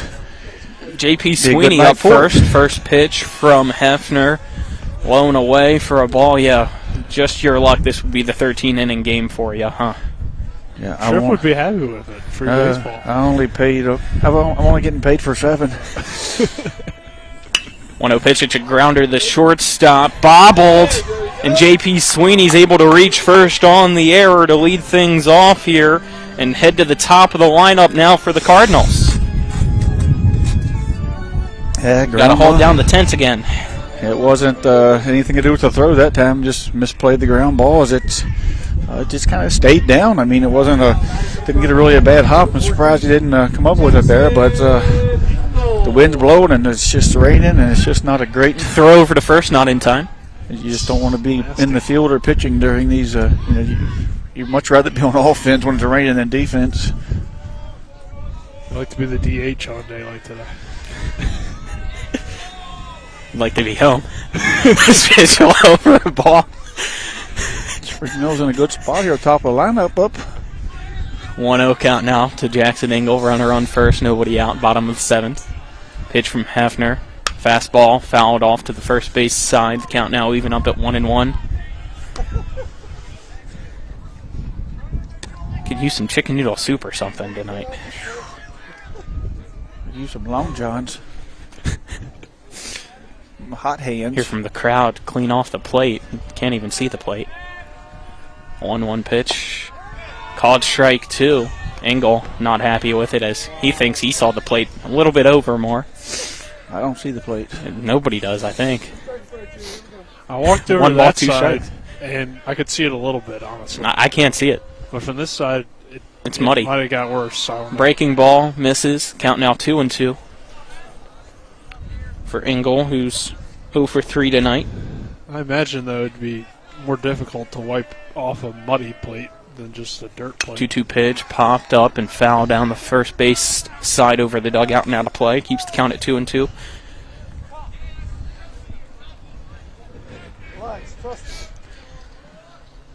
Runner on first will take his lead. So we're in the bottom of the 7th with nobody out. Pitch high and off the backstop. It hits the brick, goes to Fletcher's throw. In time for the tag out for out number 1. Beautiful recovery by Caleb Fletcher. Able to get the ricochet, throw it over, get the out. That ball come hard off the backstop here right to him, and his reaction time, he's never even thought half a second about it. He just turned and whipped it and threw a strike down the second base, and that's nothing that that runner could do about it there. Is he was, you go on that pitch, you automatically, and when it gets past the catcher. Leave the counts full. 3 balls, 2 strikes to Engel. Payoff pitch. It's a fly ball into right field. Backing on it is Morgan. He makes the catch for the out. Now 2 outs. And it's a 6-3 lead for Jefferson on top of Spring Mills, as it looked like they could have been threatening, but now they're down to their final out with nobody on base. Engel's had a hard night. He's had a couple of times he barreled the baseball up. Don't have nothing to show for it there. Last 2 at bats, so he's had some great at bats. Done a good job there at the leadoff, getting the barrel on the ball. Just can't find a hole. Heads behind home plate for strike 1. Said the final over there. I was talking to AD. Steve Campbell said the final over there was the Musselman 13. Grounder past the diving glove of the third baseman. It's a 2-out single for Caden Compton to keep Spring Mills alive. 13-8. Steve Campbell said as he was going out the gate that they had 13-3 top of the 7th or the bottom of the 7th, and they give up 5. So Ended up being 13-8. So Musselman gets the win in that one. Which I thought Musselman, based on how they've been playing at the end of the year, deserved the 2 seed, but they got the 3. Aiden Eckelberger off the bat, first pitch from Hefner, high for a ball. So got 2 outs, runner on first. I'm interested to see how Section 1 plays out, because Hedgesville's obviously the favorites, but Musselman beat them to end the year. They beat Spring Mills here tonight. 1-1 pitch. It's a line drive in between shortstop and third into left field. Back-to-back singles with 2 outs. Trying a 2-out rally. Down by 3 is the Cardinals. Got the tag run to the plate here. And it's exactly who you'd want, right? The cleanup hitter, Alex Bromwell. Coach Valler's going to call a timeout. Maybe they're going to, I don't know what his pitch count is, but it's got to be getting close. But anyway. Try to see if I can pull up Game Changer here. The play by Fletcher now is really big. Yeah. You know, because that would have put the tag and run on base. It's an excellent play. I mean, sometimes these brick backstops can help out these catchers if the ball hits hard enough off of them. Well, we already saw it once, yeah. So up until the rain hit last inning, and now it will be bases loaded with 2 outs for Spring Mills, down by 3. We'll have a pitching change for the Cougars, so let's step aside and take a 1-minute break. You are tuned into West Virginia High School Baseball on Talk Radio WRNR and TV 10. WVU Medicine invites you to join us for the ribbon cutting and open house of the Expanded Heart and Vascular Institute at Berkeley Medical Center. Tours and refreshments will be available following the ribbon cutting Thursday, May 11th at 11 a.m. The Expanded Heart and Vascular Institute is located on the Berkeley Medical Center campus on the first floor of the Dorothy McCormick Center, 2000 Foundation Way in Martinsburg. WVU Medicine is proud to offer world-class heart care close to home. With 4 new car dealerships and 4 used car dealerships in 3 states, Parsons is the largest used car and fastest growing new car dealer in the tri-state area. Take Parsons Ford with huge savings on hundreds of new Fords, financing from 0%. Parsons' goal of financing for all, and Parsons' famous above-market trade-in allowances that help make Parsons #1 for used cars too. See why so many won't buy anywhere but Parsons Ford in Martinsburg. We became #1 by making you #1 first. Parsons. We welcome you back to the Bird's Nest at Spring Mills High School as the Spring Mills Cardinals trying to rally back. They had 2 outs, nobody on. Now it's 2 outs, bases loaded, and a pitching change for Jefferson. Your pitching change is brought to you by Smallwood and Small Insurance in Martinsburg, your total insurance solution at 121 Administrative Drive in Martinsburg. Call them at 304-263-3361. Now pitching for the Jefferson Cougars is number 3, Ty Duncan, as he moves from shortstop to the mound. It looks like it's just a straight swap between him and Hefner. Looks like Isaac Gilbert's going to enter the game in Bromwell's spot and run. Smart thing there in case Girardin were to find the gap. Maybe he Yep, that's the tying run on first. Your go-ahead run up to bat. And up to bat is Peyton Girardin. And what a night it could be for him if he's able to send this one, be the hero after a great outing on the mound to keep Spring Mills in this one. 2 outs, bases loaded, bottom of the 7th. Pitch from Ty Duncan. The fastball that misses low for ball 1 to Girardin. Jefferson's got nowhere to put him. Girardin steps back into the right-handed box. Stares down the pitcher, Duncan. Duncan stares back, the 1-0 delivery. Fastball pops up behind home plate. It goes out of play. Count now 1-1 as it lands behind us.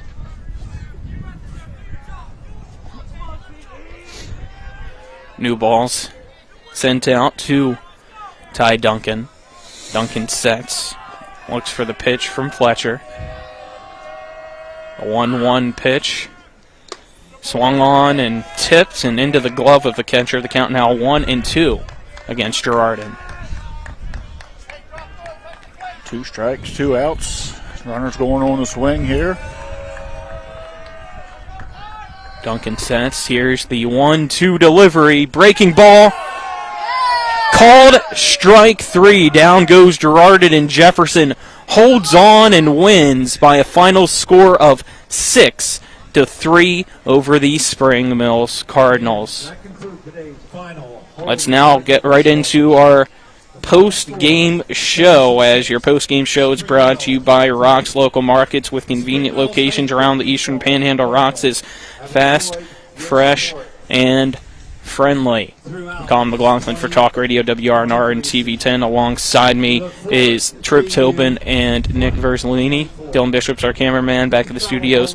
Spencer Dupuis. Jefferson gets 6 runs on 8 hits, 2 errors. Spring Mills 3 runs, 7 hits, and 2 errors. Let me see if I can try this. Unless somebody else, Nick, maybe you have some dry pieces of paper with the reads. This one tore, so I was able to tear or turn the page still and get our reads, so I should be fine, actually. Let's get into our game summary, brought to you by Farmer and Mechanics Insurance Companies. When it comes to your home, auto, farm, or business, they're trusted, reliable, and experienced. Call them at 304-263-0809 or go to FMIWV.com. The offense of Jefferson existed early. They were able to put 1 up in the first on 1 hit, added 4 more in the second on 4 hits. There were 2 errors, 1 in each of those innings issued by Spring Mills. But after that, the offense, for the most part, for the Cougars was quiet. And the offense on the other end for Spring Mills was quiet up until that 6th inning. They only had 2 hits. They were able to add 3 on in that bottom of the 6th, cut the lead in half after it was 6-0, made it 6-3 as Jefferson put 1 on in that top of the 6th. But after that, the Cougars were able to hang on and get the win. Your game stats now quickly are brought to you by Bechtel Jewelers, West Virginia's largest Pandora retailer, on Route 11 South Inwood, taking care of you like nobody's business. And I'm only going to do the pitching stats because we want to get out of here. Girardin gets the loss. Spring Mills, he goes 6 innings, gives up 7 hits, 6 runs, only 1 of them earned, 5 strikeouts, 3 walks. Cumley, 1 inning, 1 hit, 2 strikeouts, 2 walks. The win goes to Hafner, 6 2/3 innings pitched, 7 hits, 3 runs, all 3 earned, 7 strikeouts, 2 walks. Duncan got that strikeout to end the game. He records the save. And lastly, our player of the game, brought to you by WVU Medicine, Berkeley, and Jefferson Medical Centers, leading healthcare here and everywhere. Trip, your player of the game. I don't know. I haven't thought of it. I mean, Hefner certainly comes to mind in that situation. I mean, I think they sporadic kick some, has some sporadic hits out there, but certainly it had to be, I believe, Ryan Hefner tonight with the way he was able to keep Spring Mills down. Staff and alumni coming back to help. Guide you through the process. Brings up Camian Gonzalez with runners on the corners. Runner from first going, and it's a fair ball down the third base line by Gonzalez. That's going to allow 1 to score. The Berkeley Post 14 Hornets are the premier Legion baseball team in the area. On the Sports Mix, you'll hear debates and discussions on everything in sports. They got Mixon the best running back right now in the league, it feels like, too, so I think it can stay competitive. Best running back in the league? What? I mean, Derrick Henry didn't die, did he? He wasn't healthy. Tune into the Sports Mix with Spencer, Nick, and Colin. Weekdays from 12 to 1 on Talk Radio WRNR, FM 106.5, AM 740, TV10, and streaming live on the TV10 Facebook page. Catch the excitement of the West Virginia high school baseball and softball seasons on Talk Radio WRNR and TV10. Hit it into left field, and that'll drop. Coming around is Sifford, and the ball is going to slow up, and he's going to score, and Martinsburg's going to walk it off and get the win. We have over 25 games scheduled featuring the schools in the Eastern Panhandle Athletic Conference. Every game will be live right here on Talk Radio WRNR, TV10, and our WRNR TV YouTube page.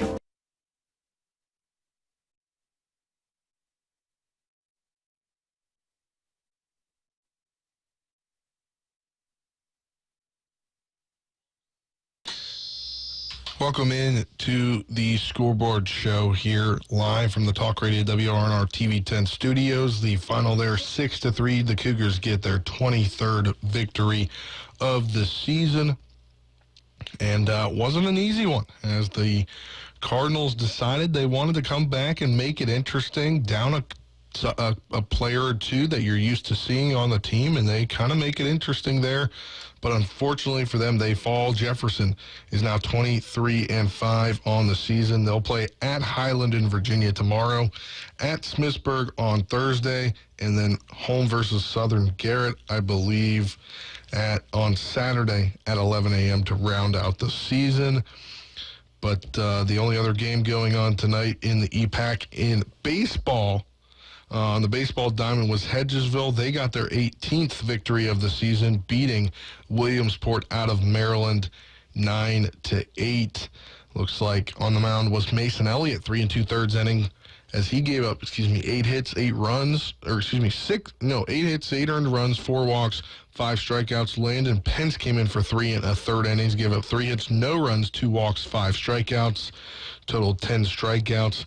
Looks like Jackson Ruest had 2 RBIs on a 2-for-4 day, a 2-for-4 day from Braylon Connor to lead things off. RBIs coming from Noah Brown, Brett Pedersen, and Ian Wolf at the bottom of the lineup. We'll take a look here at some other things here. We'll start with, we'll go baseball here on the Cody's Auto Body post-game show. Cody's Auto Body, located at post-game scoreboard show, located at 851 Wilson Street in Martinsburg, where you get the work done right the first time. Call 304-901-4777 or visit their Facebook page.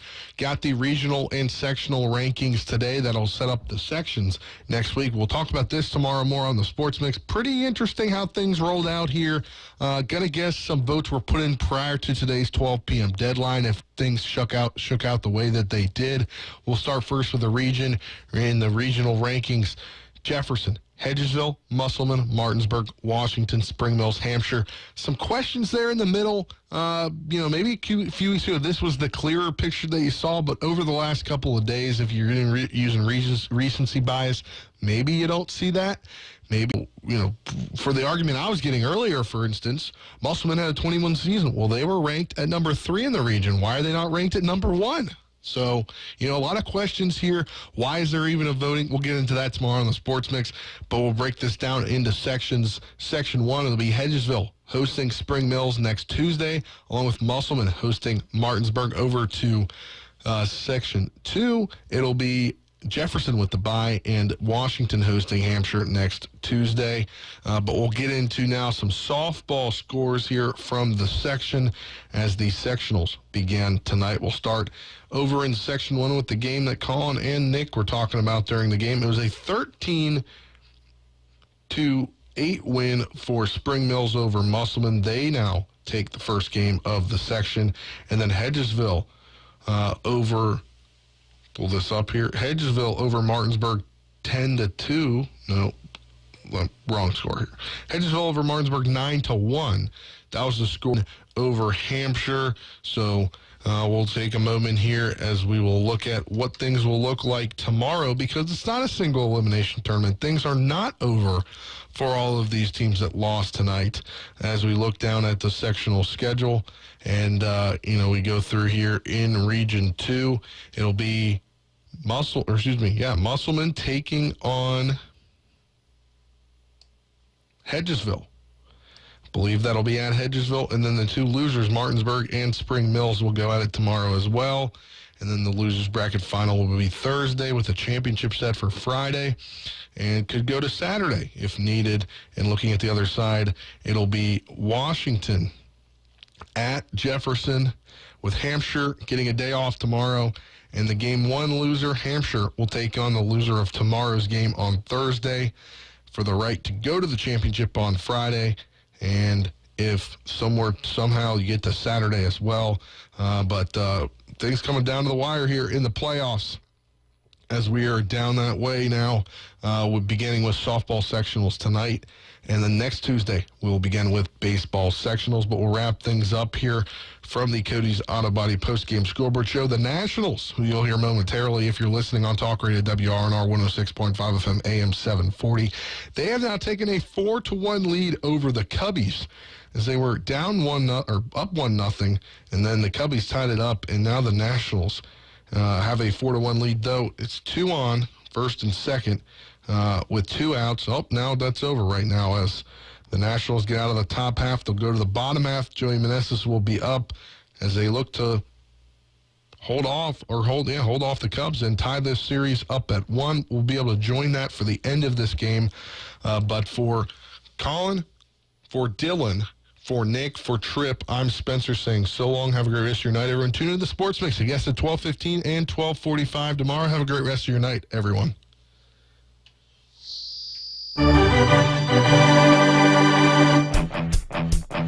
You've been listening to West Virginia High School Baseball. Today's game broadcast has been brought to you by Parsons Ford of Martinsburg, The Skinner Law Firm, Laddie's, Tripp's Flooring, Jambo Construction and Fencing, the Mirius Group of Financial Advisors, Smallwood and Small Insurance, CMA